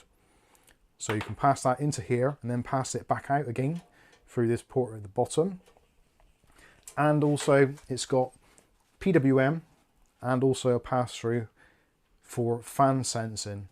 So you can plug that into your motherboard like chassis fan header 1, and then all the fans will just run at that speed. But fully PWM controlled, which is always nice. Like to see that. Overall, I think it's pretty much ticks all the boxes. So you're probably thinking, well, that's great, but how do you get to this bit on the bottom? So this is also removable. So there's a little ledge at the bottom here. Just put your finger behind it and pop it out. It's a little bit stiff on this one. So, there we go. So that pops out. And again, mesh on the bottom. And then you've got a big power supply basement. So you put your power supply in there. You can put all your cables behind here and tidy that all away so you never see any of that. Also got a 2-bay removable drive storage there for 3.5-inch drives or 2.5-inch drives on these little plastic caddies. You can take it out. There's one screw in there. You can take it out in its entirety. So if you want to have a bit more room for cables at the bottom, that is definitely possible. That just clicks in there. Also, there's 2 mounting areas here for 2.5-inch drives. There's little rubber sleds included in the accessories box, so you can put 2 2.5-inch drives there, 2 2.5-inch drives there, or 2 3.5-inch drives at the bottom, depending on what your setup or configuration requires. So that's all pretty good. Again, you've got the pass-through for the RGB hub, which is a very welcome inclusion. And again, it's all very modular as well. So you can take bits apart where necessary. And yeah, it's pretty cool. I like it. On the bottom, got a little bit more ventilation. So you've got another one of those magnetic filters. I'm not a fan of these, but I guess they do the job. And you've got loads of ventilation there for your power supply. So even if it's a 140mm fan on there, you get lots of air in there. And it's all ventilated on both sides as well. So I don't really see any real downsides to this. Like the design language might not be everybody's cup of tea, but in terms of an actual PC case, I think it's actually pretty good. And you think 6 fans and an ARGB controller, even if you say the fans are worth what, £5 each, so that's 30 quid. The controller maybe a fiver, so 35 quid. The case itself retails for about £100 in the UK. No doubt it will be seen cheaper at places. So you're looking about a £65 case, really, £70 case, which, considering you've got 2 lots of glass and also the wraparounds, and how well, like, this is ridiculously strong. I think I can't bend that. That is extremely strong. Bet Dave can. Put Dave on there, you break it straight away. Yeah, it's very, very well built. It is literally like a tank. It's like all very solid metal all the way around, which is pretty cool. I think what I'll do is as well, if I fire up the fans a minute, you can see what the fans look like. I don't need a motherboard in there to do that. And we often like to do that, don't we, on the channel? Plug in some fans and see what they're like. And we got our power supply here. I forgot I left that bit of glass behind me. It's tempered, it's fine. There we go. So we want one of those and one of those. And we want some SATA power. That would be nice. The control hub as well, as is often the case with Gamemax, is it comes with a remote control as well. So you can set all of your RGB lighting without actually having a motherboard installed. Oh, this is where I realised that I've got the the power cable out of here at some point, and not sure where I put it. Oh, that's a clover leaf.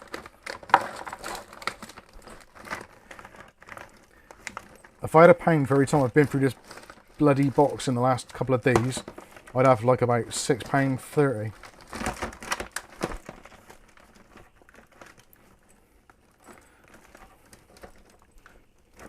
Oh, actually, that's quite handy. That might come in useful. Oh, that's a bloody clover leaf as well. Just spent all that time doing the wrong cable.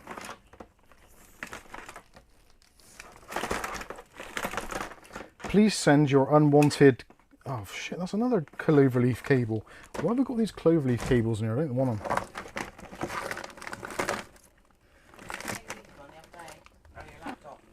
Yeah. Yeah. The window's open. Huh? It is currently 23.5 degrees. It's moderate. Right, there we go.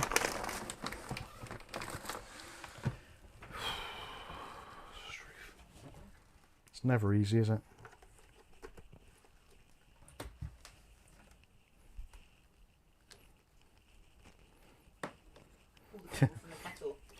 Charles Ballard says bang bang. Here we go. Pull the cable from the kettle. We don't have those kettle leads anymore in the UK. They were kind of outlawed, aren't they? Oh, they might have them. They're all moulded now. We have cordless, don't we? Yeah. Dear. Right, what do I want? They've done it here. I have a couple of UK club IEC idle husband. Please don't, it'll cost you an absolute fortune. Hey, we have life. Okay, so there we go. There's the fans lit up. So you see, like they're very Lian Li-esque in their look. Hopefully you can see that now. Is that look coming out okay? Might need to turn the They're lights very out. dull on the Yeah. camera. In real life, they look very, very bright and very vivid. Very, very vivid. Is that any better? They're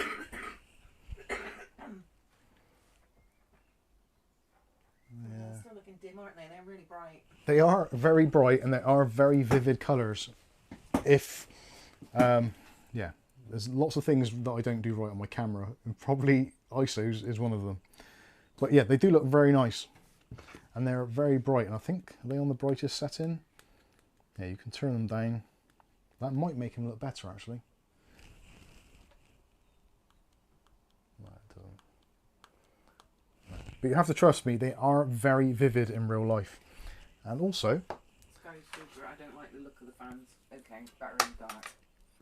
yeah, they are, well, it's hard to see without, can't really see the PC in the background, but they are more vivid than the ones from Thermaltake, and they're definitely more vivid than the ones from Arctic. Arctic fans generally have a very kind of pale look to them. I don't like the RGB. Okay. And there you go, I've just plugged in another RGB strip into the back, into that little hub. So again, you can extend it on and add more RGB should you wish to. Which is, God, fuck's sake. It's too obvious to do it previously. That's very hurtful.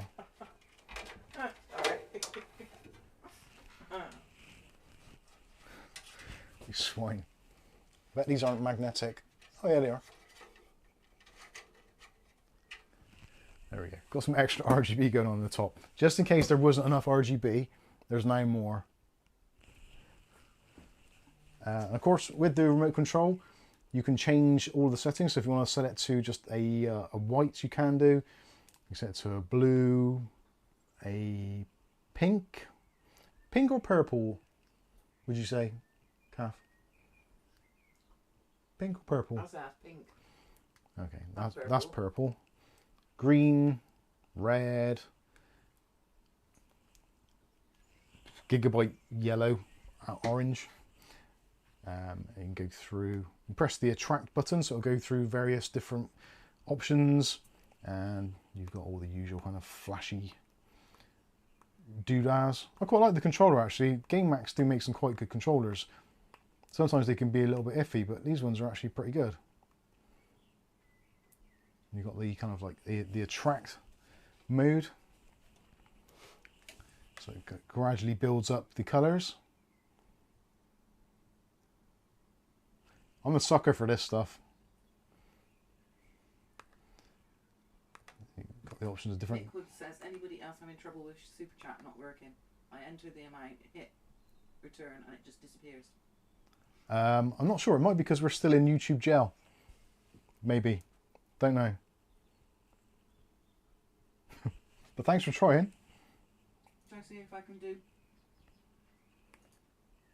membership gifting. Yeah, see if that works. Does that work? Yeah, well, it seems to have worked. Yeah, can you read them out from there? Yeah, so Islanda's got a membership, Marco, Nuno, Danny, QFG, Adam Toomey. There we go. Arnold G says, ah yes, YouTube are part of the authoritarian USA movement. There's certainly something. So yeah, it does various different RGB things with the remote control. Obviously, if you plug it into your motherboard, it'll just do whatever your motherboard tells it to do. It's quite cool. Not everybody's cup of tea, I guess, but at least you can plug it into your motherboard and do whatever you want with it. I think there's 81 different presets built into the controller.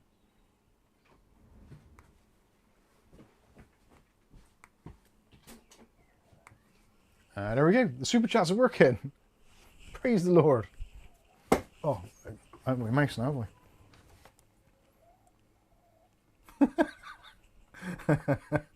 Oh dear. Rasha comes in with a €20 super chat there. Says Jamaican hairstyle day in work tomorrow. Already dreading it.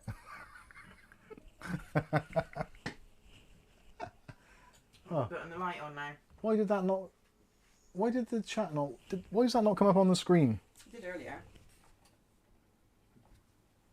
I'm putting the light on now, yeah? Yeah. Ah, there we go. Actually, if I press it again. Son of a... What's it? I don't have to press clear anymore. We did earlier. I can just press it on it again. And it toggles it on and off. I've learnt a new thing.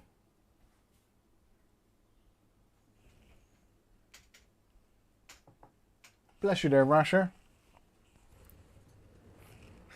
Right. So, anyway, I'm pretty sure by now... actually, there's some other buttons on here which I don't know what they do. There's LED speed, which I think is probably relatively self-explanatory for inducing nosebleeds out of your RGB. So that just makes it a lot faster. Oh, that's the mode button. I didn't want that one. Ah, what are you doing that for? What's going on? What's happened? Ah! I had the cat walking over me. All right. Couldn't get up quick enough. So now I've definitely broken something on here because I can't see. Where did that come in? I didn't see it come in, but I've seen it on the top. Ah, there we go. I can scroll now. Something went wrong there. Thank you very much, Mick Woods, for your £10. Oh, has that worked? It's on there. Yay, that's worked. Firefox was trying to update. Here we go again. Oh, God. Thank you very much, Mick. Much appreciated. You lovely man.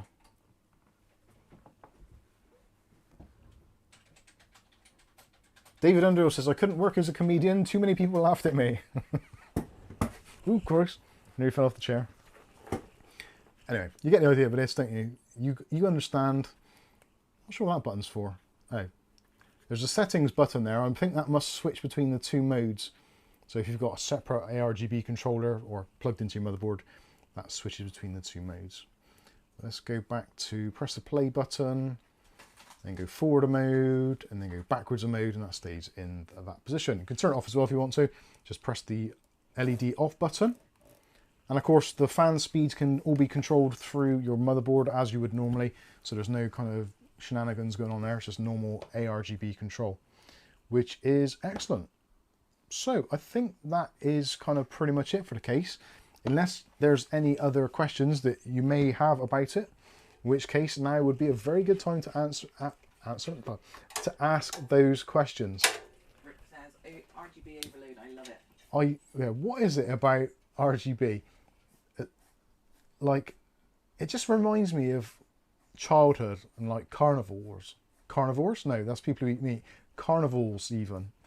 You know, when you go and throw things in a bowl and win a fish, or go on the dodgems or the arcades. Just, I guess it just reminds me of that, like the kind of going into the arcades. And in my era, in the arcades, it would have been things like Hang On, Asteroids, Battlezone, Outrun, Chase HQ, R-Type, FIFA, Pac-Man, yeah. All those kind of really cool games, and like the arcades. Battlezone, Atari Battlezone, that is a great game. I love that. Tron, yeah. Defender, never got into Defender. But yeah, it's very much, a lot of that stuff is kind of embedded in my psyche. So I guess when I see stuff like this, like Carnival, the shooting game,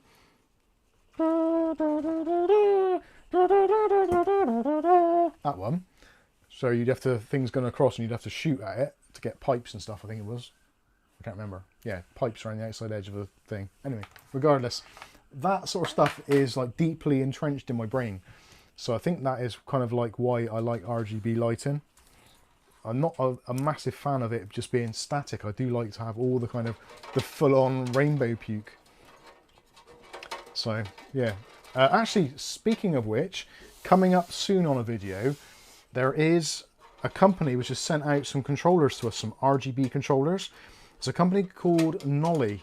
So there's the Nolly 32, and it's basically an RGB controller which you can plug in on a USB port onto your motherboard headers, and it's got like 32 channels, or however many channels you want to buy. And you can plug in individual RGB devices, and you can fully control the RGB on each and every device. You can open it up in Signal RGB or Open RGB. Not a game controller. No, not a game controller, an RGB controller. A control You were hub. talking about playing games, weren't you? Oh yeah. It confused me. Sorry, yeah, the current RGB. There's another super chat. It's working. Andy Archer, just a little something towards your bond fees. Thank you very much for your, what's that say, $19.99. Thank you very much. Much appreciated. You are so kind and generous. Even though we've been to jail, we are obviously bad people, you still like to contribute to us and try and put a smile on our faces. And it works. And now we've got another young addition to the family. The Mac Mini. Yeah, I think it's gonna be the start of an expensive hobby. More so. Excited Angel was having a baby. They haven't told me. Anyway, so yeah, putting all this together is actually that doesn't go in there, does it? I've got to put the top on first. So yeah, I think it's a pretty. Says, hello, Mr. Mike. How are you doing? Hello. Who was it? Connor McLeod. Connor McLeod. From the Clan McLeod. You are the Highlander. This is the bit I struggle with now. I'm trying to remember how to put this back on. So I'm pretty sure that just goes in there, and that locks in there, and on the rang of that. There we go. So that clips in there. Oh, I should have put the filter in. Doesn't matter, I suppose. So yeah, that is with the side back on. And clearly I've done something wrong there, because that was sticking out a little bit further than it should. What have we done wrong? Oh, I've done something wrong. Hang on, what have I done wrong here? You put it on the glass side. Hey? You put it on the glass side. Yeah. Oh, that is right. Stalker. I didn't realise the back was curved. It is now. Yeah, it's even more curved now.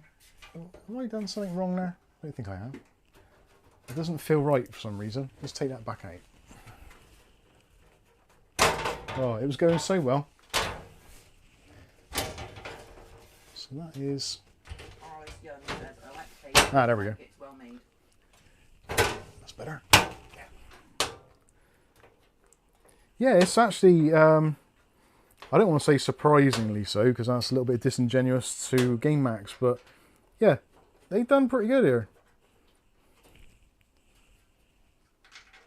And even with, like, if you had a ton of cables in there, it's still going to be absolutely fine.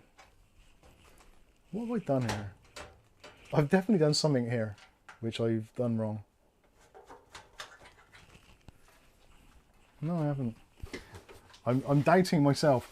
I suppose that is one of the downsides if you have a chassis which is as flexible as this, then yeah, sometimes it's not always going to go back exactly as you expected it to.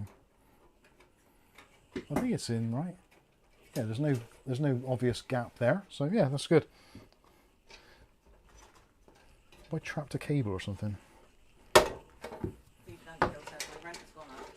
No. Inflation, so no super chat for a while. Okay, no worries. I paid $300, which is £220 a week. That's a lot of money, isn't it? That is a lot of money. I don't know what rent is in this country, do you? Rent in this country, I think for an average kind of 1 or 2 bed house, is about £1,000 a month. Getting on for that, I think, from what I've heard recently. That could be wrong.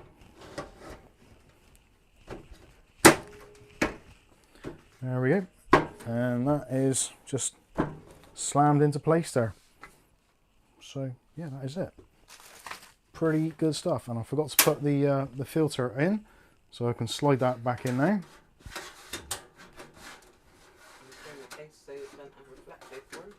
Yeah.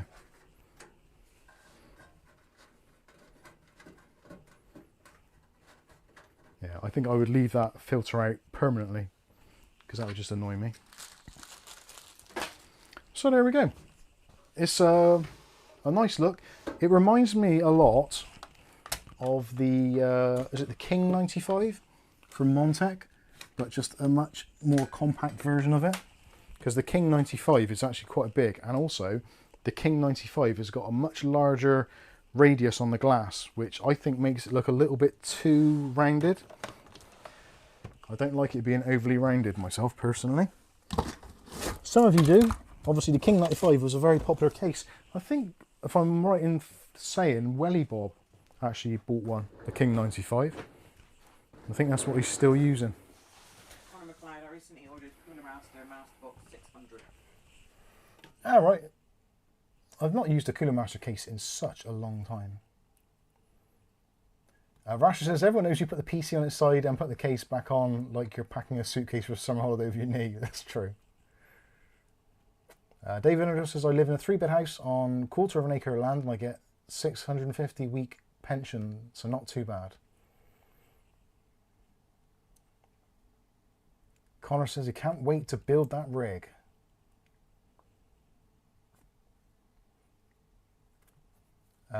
Andy Archer says it would look nice with a screen mounted inside the glass. Yeah, I think that's probably a good idea, actually. That does seem to be very much in vogue at the moment, doesn't it? Like adding screens to PCs. So I think that's pretty much it for the case. It's one of those things, there is a lot going on here. There's a lot of design, a lot of effort, and all that kind of usual stuff, which you don't always get from Gamemax. And again, I'm sure they won't mind me saying it. It is very much a step in the right direction in terms of build quality, and also it's not a kind of one of those instantly recognizable cases which has been done like 1,000 times over already, it's a little bit different and a little bit new. Which, in the computer market of this age at the moment, where everybody is basically copying everybody and kind of copyright laws have gone out the window, it's nice, yeah, apart from on our channel, yeah, it's nice to see that yeah, someone's just doing something a little bit more different, but it not being drastically different so that it kind of, it looks weird or odd. I don't think there would be anybody who would be necessarily kind of off-put by the design. I can imagine people not preferring it, but I can't imagine anyone being specifically offended by it, because it isn't really that sort of design.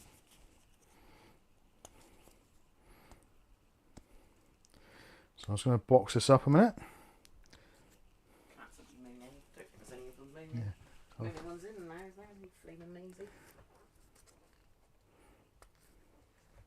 Not going out today, mate. Just looking. Conor McLeod says I was going to get the Flux Pro, but it's quite expensive and it's massive. And in fact, I've still got one here, which is supposed to be Dave's. I think Dave's made the purchase. Right, let me move this out a minute. Wait a minute. Oh, go on, put your stool back. Into it like when you're pregnant. Yeah. Right, I'm going to get this out of the way. I will be back very shortly. I'm going to get myself a drink of water as well, I think.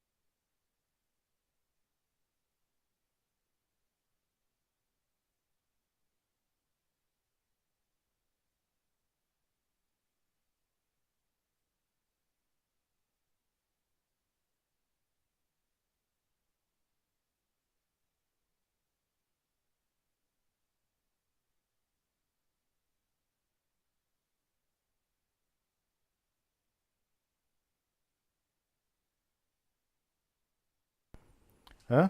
My mic stopped working. I actually thought it's frozen. Right. Oh, that's broken. See my cat-like reflexes there? Conor McLeod said, what is that one case behind there? But Nick hasn't answered. Alright, that is the Thermaltake Series 500. One of my favourite cases of all times.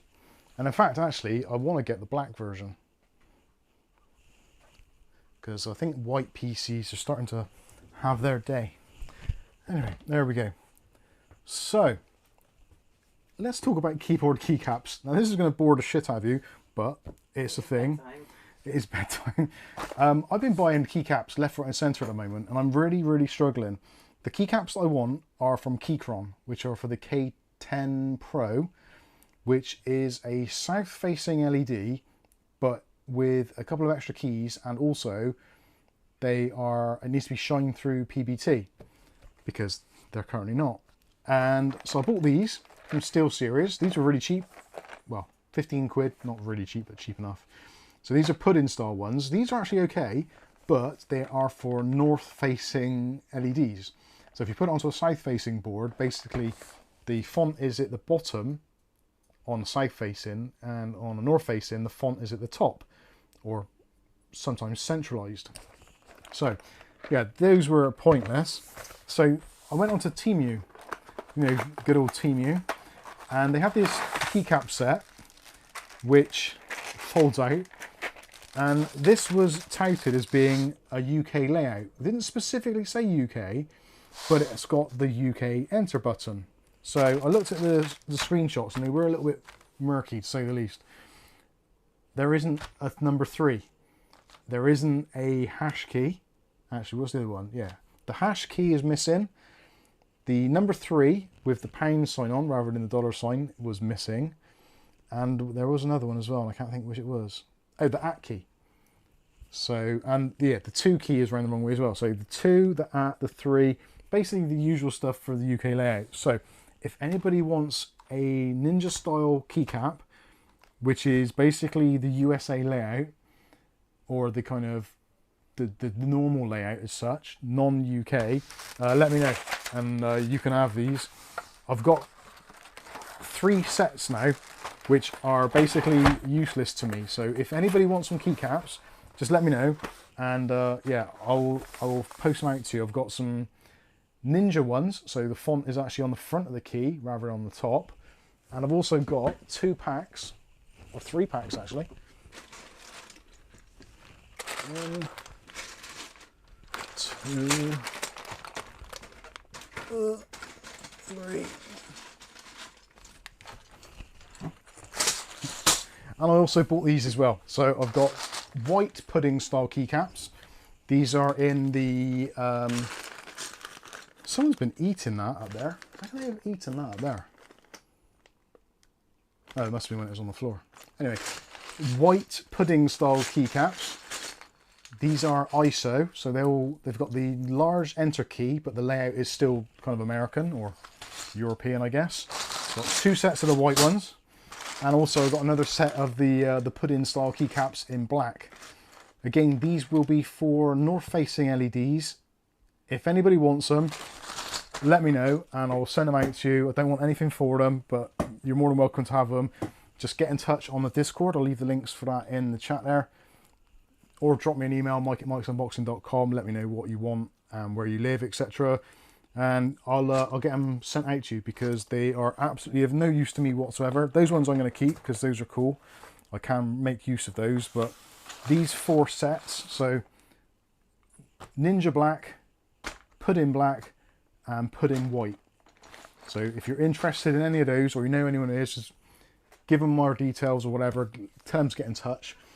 And I would much rather them go to somebody who's actually going to use them rather than throw them in the bin, because I can't return them, I don't think. So yeah, if anybody wants them, do let me know. Yes, they are shine through. They're all shine through, but they're not the full UK layout. There's the 3 key is, well, the 2 key, the 3, and the hash and the @ sign around the wrong way, so they're like in the American format. But if you can make use of them, let me know, and I'll send them out to you. I can't imagine they'd be very expensive to post. It's probably less than a kilo, so yeah, whatever. Let me know, get in touch, and yeah, it saves me putting them into the recycling. AKA, yeah. I don't think I can put them in the plastics recycling anyway, because they're ABS. I don't think ABS is recyclable. I could be completely wrong about that, but I don't think it is. Yeah, so I've got my Steel Series ones, so those would be handy if I get another keyboard with north-facing LEDs, which no doubt I will do at some point. Is a nightmare. David Underhill says, TMU is a crap site. Aussies are being warned about their rampant, fraudulent and false advertising. The thing is, it wasn't really false advertising. It was more a case of me not looking close enough and the images not being clear enough. So kind of a bit of both really. Normally I look at the keycaps, and if it's got an enter key, it's like, well, that's the UK enter key. There's not many other places that have the enter key, but it appears there are. What is the hash key? Dutch channels. Hash key is the number key, I guess you'd call it, which looks like, let me put it in chat. Oh, if I can.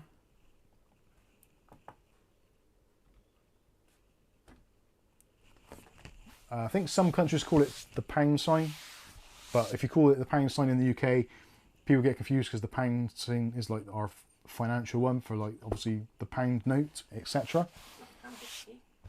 Yeah, so I'm not sure. What do other countries call that? Do you call it a pound or a hash? Sky says, Timo is cheap stuff. Be careful and use your critical thinking skills and it can be okay. Yeah, definitely. Like these, the coasters which came, they were fantastic. For the money, they were I loved brilliant. Wish years ago. Yeah, Wish used to be quite good for some things. I never had anything bad.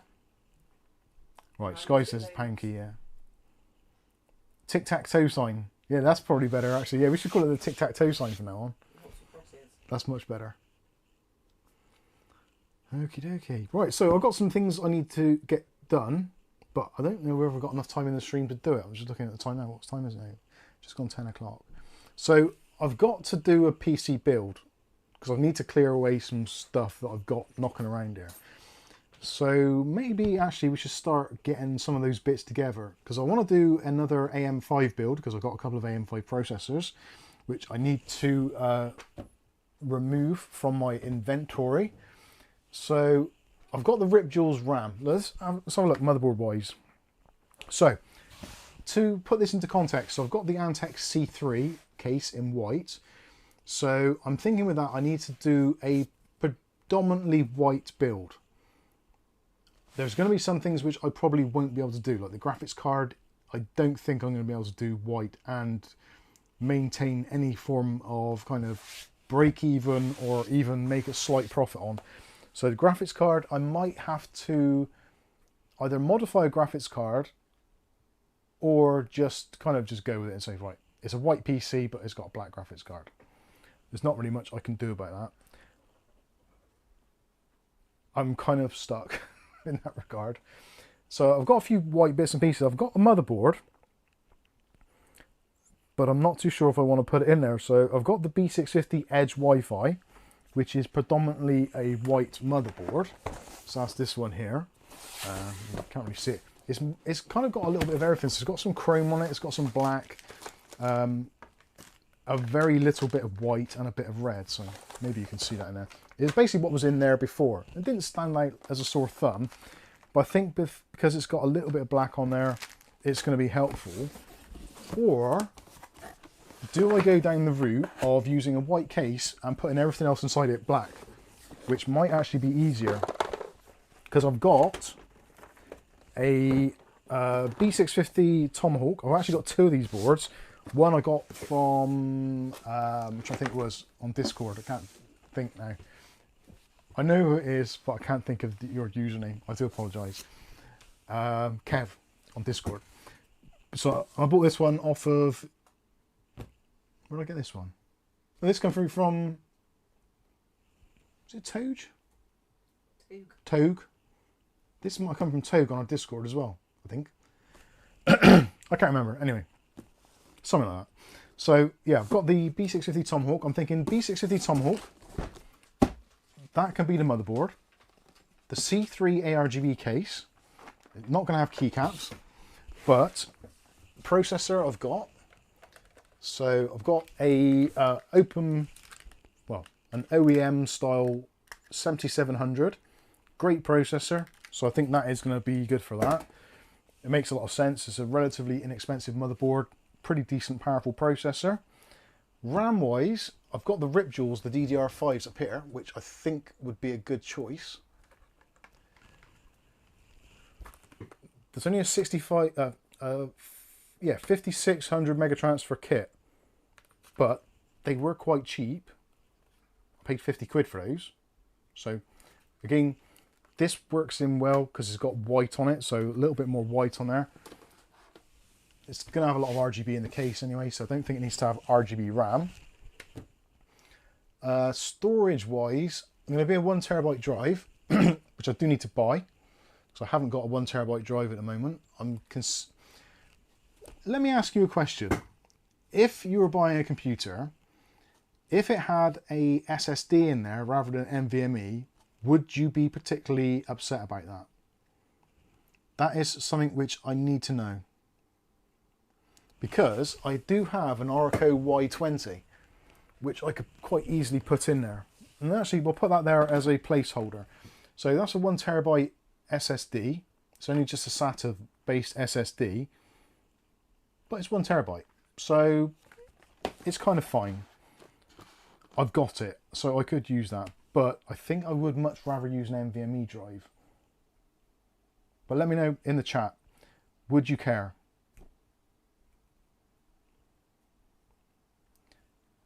Stephen Anderson says if it was storage, no, but boot drive, yes. Rick H says no SSD would be fine for me, Mike. Skystalker says wouldn't buy a PC with a SATA drive, dirty. Most people still use hard disk drives, so SATA SSD will be faster. Thank you, David. Scott Gordon says I can always add my own and use the SSD as storage. That is true. Charles says I prefer an M.2 NVMe. I think the general consensus is that an NVMe would be better. You know what it's like when you're advertising a PC for sale. If you just put 1 terabyte SSD, it could be, they could take it either way. So it's a little bit ambiguous, but I would like to use that drive to get rid of it. So we'll say that in a moment. So at the moment though, I think we're looking at a pretty good platform. So B650 Tomahawk, great all-round board. The Ryzen 7 7700, fantastic processor, excellent value for money. 32 gigs of G.Skill RAM. Don't think anyone's going to be really upset about G.Skill RAM. So at that point, we're all good. This is where it takes a little bit of a detour. The power supply is going to be this one. So this is the Gamemax VP RGB. This is an interesting one because I'm smiling as I say this. I shouldn't really. So this is a £45 power supply, which for some of you, if you've actually watched the video on this, it's actually out on Rumble. You can see the review of this. It's a pretty nice power supply, but it's just the brand really kind of gets me, because Gamemax power supplies are never been particularly well known as being like reliable. The Rampage ones have been really good, and this I feel is based around the Rampage models, but I don't know for sure, and it's hard to tell. But because it is a semi-modular power supply, and also it's got white cables, which obviously we're doing a white build, white case, white cables could fit in quite nicely, but because we're doing the motherboard in a darker color, we could put in a normal power supply and it wouldn't be a massive issue. This is the problem these days when we've got black and white cases and black and white components. It's like, well, what do you do? Do you try and do an all white build? Do you do mix and match? It's a really awkward one. So this is the power supply that I'm thinking of using. I think it's the right decision, but I'm easily tempted into other things. I wish I could get cheaper power supplies at the moment, but power supplies are like ridiculous money here in the UK currently. Modular white cables as well, which is kind of nice. And it comes with a 2-year warranty, which most cheap power supplies these days come with a 1 year if you're lucky. Very few come with a 2-year warranty, so Gamemax have actually upped it a little bit. And also it's got RGB built in, and it's very, very quiet. So in terms of for a relatively inexpensive PC, this might be the way to go. Arnold G says, white cable PSU is premium dollar. It is, yeah. Skystalker says, yeah, power supplies are terribly priced right now. They are. Brasher says, top tip, never cheap out on the power supply. It can take out all the PC components.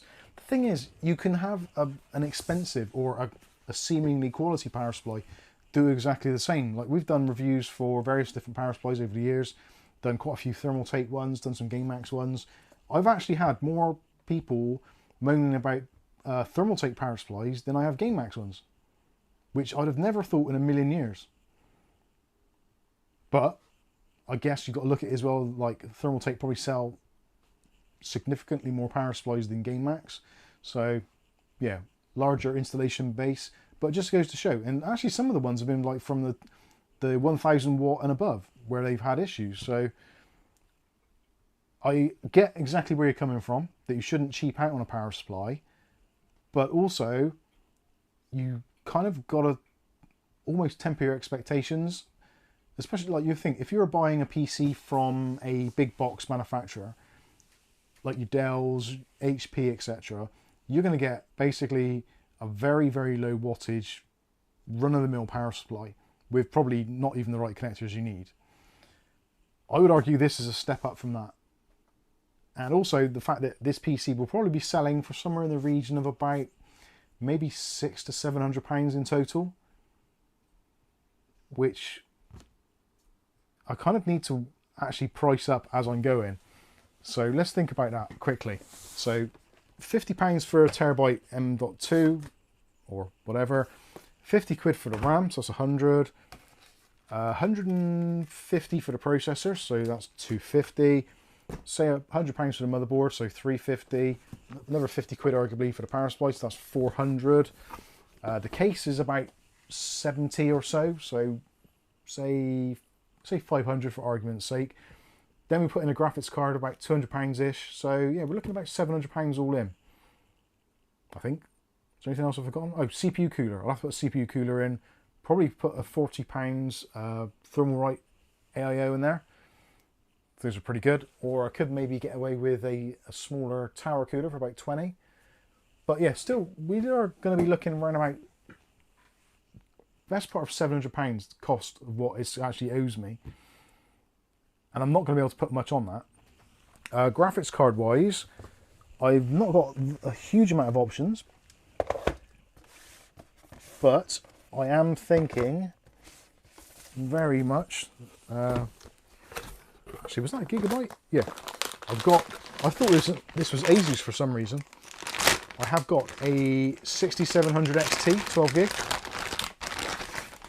which I paid just over £200 for, £208, which I think was a really good value buy.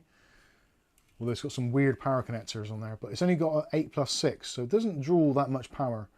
So I think that's going to be fine. I'm pretty sure I tested this already to make sure it works. I can't remember now, it's been such a long time. We've had so much chaos going on recently. But I think, yeah, graphics card wise, I think this will be fine. And because it's grey and black, I think it's going to tie in a little bit more with the motherboard situation. And the back plate of it is all kind of like a gunmetal grey as well. So yeah, I think overall, with a 6700 XT, all the stuff we've said there, I think about £700 should cover it. I'll probably end up selling it for less and making a loss on it, as I generally tend to do. But I do need to clear some of this stuff out the way. And also, it is, sorry, crackling. And also as well, it's very strange to think that all of that, and it still will probably be only about the same as the Mac Mini, but drawing much more power. That is quite bizarre. Good cards, a Skyscraper, good price too. For a mid-tier gaming rig, that would be fine. That white PCU is 65 quid here in Oz. That's not bad. That's pretty good actually.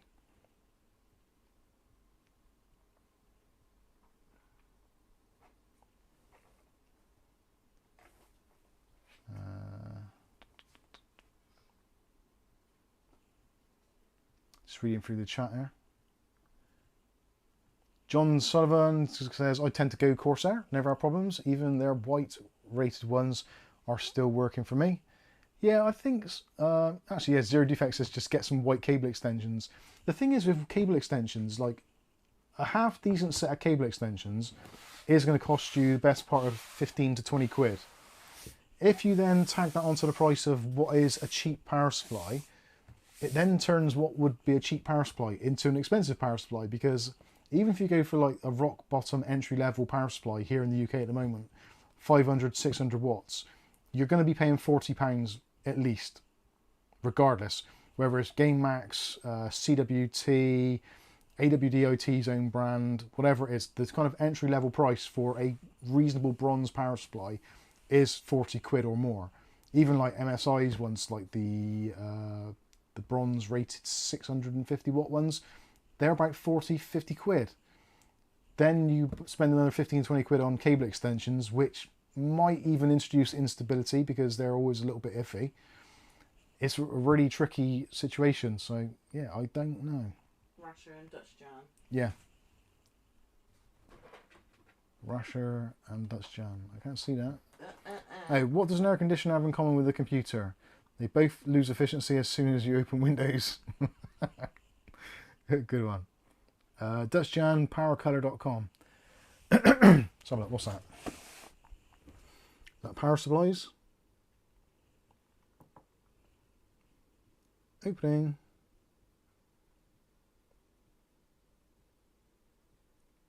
Oh, Spectral White AMD. It's taking a while to load. It's still not loaded. Is that not loading? I don't know, Mac Mini. Yeah, the Mac could have opened it by now.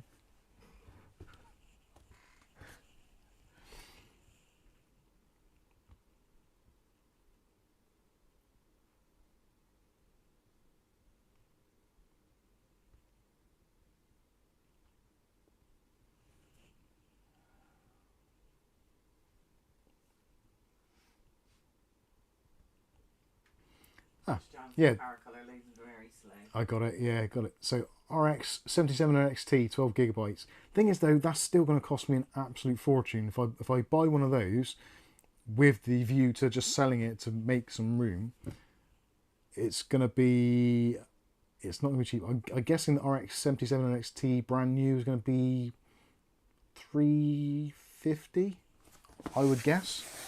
Let's have a quick look.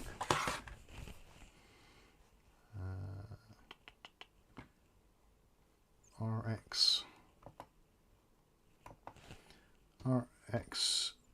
7700 XT Spectral.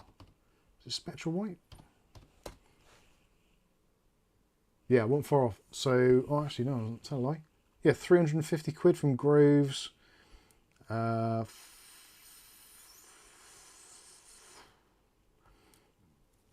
many places have got them. But yeah, about 350.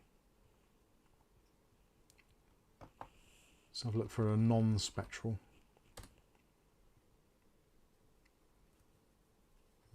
Yeah, still about 350. So yeah, it's a nice looking card, but it's still going to be a little bit too much money to spend for basically a PC that I'm just trying to get rid of the parts. Or do I just give up on trying to sell PCs and just sell the individual parts? That might be the way forward. Power supply I don't mind keeping because it's handy to have. Motherboard, B650 Tomahawk Wi-Fi. I could easily sell that for £100, I reckon. The CPU, brand new. Probably get what I paid for it back, maybe 140, 150. The RAM, probably sell that for 50 quid, what I paid for it. So I could do that just to make money back, but it's that long, slow, drawn out process, isn't it? At least with the PC, someone's buying it. It's like, it's all the parts in one go, just douche, gone. A couple of people coming around, messing you around. But then once that is done, it is done, isn't it? Whereas with components as well, if they come back and I couldn't get it to work, and I don't know if I can be coping with that at my time of life. Who knows? Anyway, that's just some of my thoughts. I do need to do that PC anyway, just to make some more room. We'll see. We'll see what happens. I might even, if they're lucky, I might even throw in a projector. I throw in a coaster, yeah, and a projector. So anyway, that's just some of my thoughts. I don't know.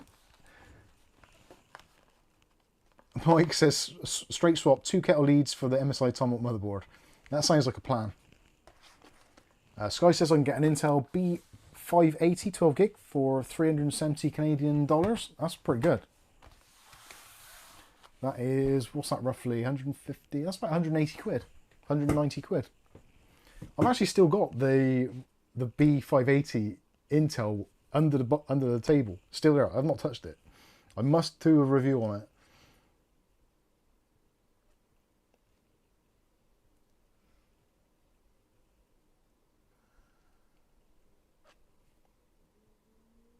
Sky says the 700 cost 350 quid. That's crazy. Well, yeah, just slightly over, but yeah, not too far off that.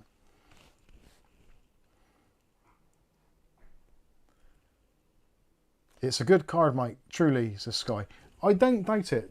The trouble is with the Intel B580 now is because we've got the other options like the 9060 and the 5060, it's kind of soured it a little bit because the 5060 is probably the more likely one that people are going to buy.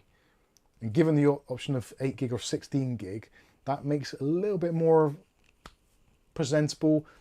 Being this NVIDIA card, and NVIDIA obviously do kind of rule the market, unfortunately. It's a good resale card as well. So if you buy a 5060 now, trying to sell it, it's going to sell pretty easily, especially to people that are buying a PC and don't really know the ins and outs too much. Those are the people that are going to buy NVIDIA all day long because they're a market leader and that's what they're looking for. Same with the AMD processor. So with the B580 still retailing here in the UK at the kind of the upper 200s, mid 300s, it's still asking a lot, especially when you can get like the 7700 XT at about 350. It's like that little jump from Intel to AMD to get arguably a more stable driver and a better, well, I don't want to say a better card because there's probably swings and roundabouts, but all of the cards around about that era at the moment are still only about as powerful as an RTX 3060 Ti from, what, 4 years ago now. So it's a little bit disappointing in that respect that you could probably put a 3060 Ti in and most people wouldn't even know the difference. But anyway. David Underhill says the B580 are 230 quid here. 480. 450 Aussie dollars. I'm going to have a look now to see what the B580s are going for. I haven't looked in a little while, to be honest with you, so they may have dropped. I doubt it, though. B580. So at the moment here in the UK, the cheapest B580 that I can see is the Sparkle Guardian from Overclockers UK. And yes, I like cookies, whatever. Let's go to Stream Desktop and hopefully, I know. That went well. I know I hadn't set that up. Where are we? Stream Desktop. Where's my mouse gone? There we go. Stream Desktop. Display Capture. Acer.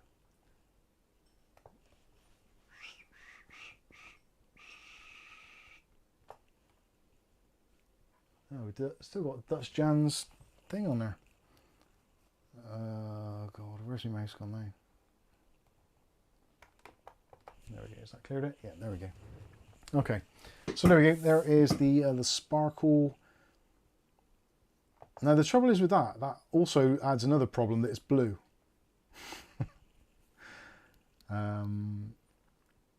I've got a sneaking suspicion on overclockers at the moment. You can put in PC Part Picker as a code and get free shipping. So that might be an option. Overclockers have actually been quite competitive with graphics cards of recent times.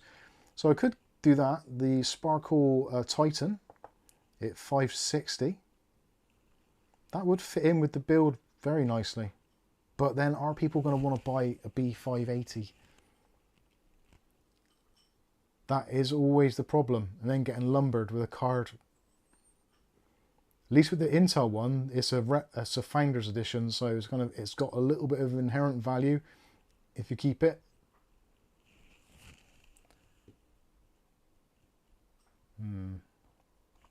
Anyway, certainly decisions to be made there. I saw Nick Barnes saying 3060 Ti seen good value on eBay. Did they perform well at 1440p? Yeah, I actually did a video with the 3060 Ti at 1440p doing a review. I think I did it at 4K as well, like 4K gaming on 3060 Ti. It was okay. It was playable. The 3060 Ti, I think still is one of the better cards. It's just, if they did a 3060 Ti with 12 gigs of RAM, it would probably wipe the floor with some of the stuff which is out on the market today. Mark Berry's asking, have Intel improved the drivers on the B580? I'll be honest with you, I'm not sure. I've not, like I said, mine's still in the box under there. I've not used it, so I don't know. I would say that every single game that I play, and also when I did my initial testing on the A770, everything worked fine.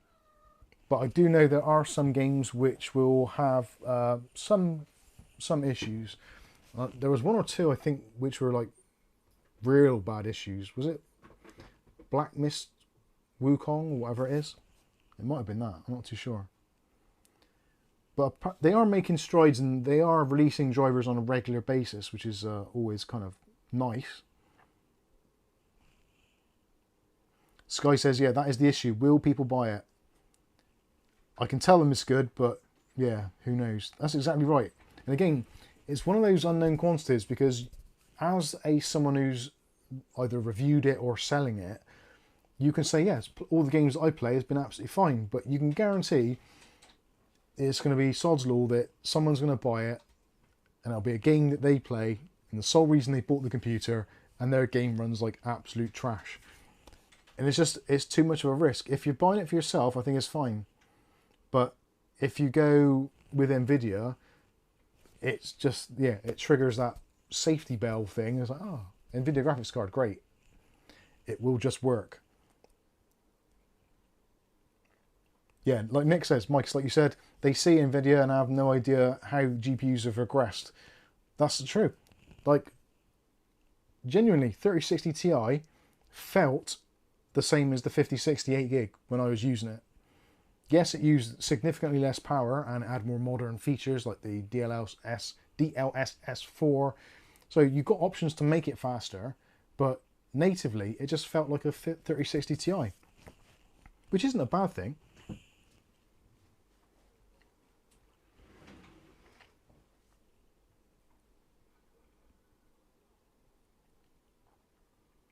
Has Rasher done his back in? I'm just reading through the chat there. Junior says, bought an Asus 9060 XT 16 gigs from Amazon, $350 US. Nice. Sky says the drivers are very good these days, better than the 5000 series NVIDIA cards right now, in my opinion. That's, yeah. Both my PCs, I was going to say all three of my PCs, but no. My two PCs, that's got a 4070 in it, that's got a 4080 in it. And I haven't noticed any issues with drivers at all on either one. I'm not a massive games player. I play a little bit of CS2, a little bit of Fortnite, the odd bit of Robocop or something. I'm not particularly taxing the system, but I've not noticed any issues. Mark Berry says it's him with the bad hip. Yeah. Hopefully that's getting better.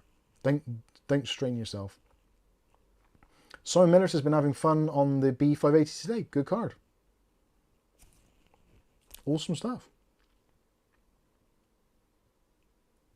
Jay Rich getting an RTX 9060 XT 16GB.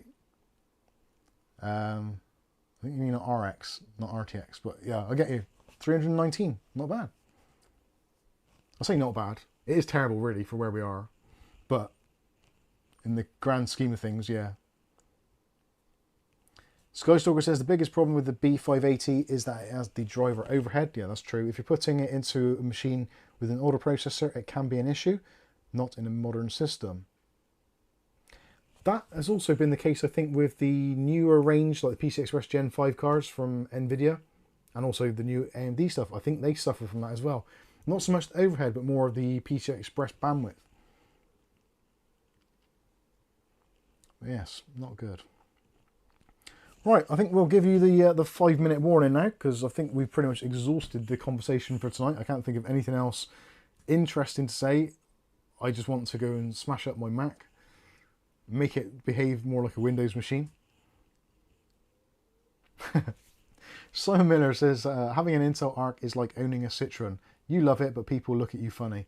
I used to work at Citroen, one of the dealerships in Bristol, and I know exactly what you mean. Owning a Citroen or working at Citroen, yeah, people do, yeah. They're a strange bunch, Citroen owners, or at least they were. Citroen kind of sold out in the mid to late 90s and lost a lot of their soul.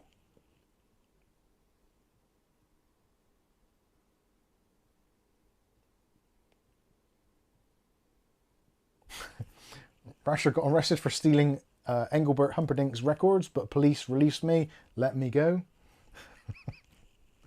You'd have to be in a certain age group to know that, what that means. Right, so I think we'll put some links in the chat. So for those of you that are still wanting to support the channel, you can go to Premium CD Keys, get your license keys. There is a bigger discount now. So you now get a 10% discount using the discount code Mike's Unboxing, or Mike's Unboxing 10 you can use, either one of those two. You can get the other ones, you haven't got that all written in. And we'll get what one? The Enterprise and stuff. Oh yeah, you can also get the Enterprise keys, the NTS, LTSC, LTSC. Yeah, LTSC. You can get those. And also you can get Office as well. So if you want to get Office versions, they got Office at massively reduced prices, which are awesome. Don't forget you can join our Discord. Put the links in the chat for that. Also, desk pads. I think the offer's still on as well from our friends over at Technically Stable. So if you buy 2 pads, you get the third one free. And I think there's also a 20% Father's Day discount going on as well. So you can check out that. Links are there also. And also, I would lastly like to beg you, please, if you could follow us over on our other platform, that would be massively appreciated. So just for any reason, if YouTube goes dark, we do something on a video which they don't like, potentially if we do it again, we could get taken off the air for 90 days. So yeah, that would be disastrous, but hopefully we can still maintain our presence on Rumble as well. So you can... yeah, we need 100 subs to make it worth doing. Not worth doing. Not they're worth doing, but yeah, we can't do a live stream until we get over 100 subs. So we might end up doing live streams on there anyway, but we'll see how things go. Also, Vortex, TTT. Vortex, TTT. I have Windows 11 USB. I went to Micro Center for them to download Windows Activation Media and put on my PC, and I brought up Windows logo. Then it showed a thing of files and no files found. Vortex, go to our Discord, and either myself or someone will try and help you. I'm not too sure what's gone on there. Nick Barnes had to reload the stream. David Andrew says I am technically mentally unstable.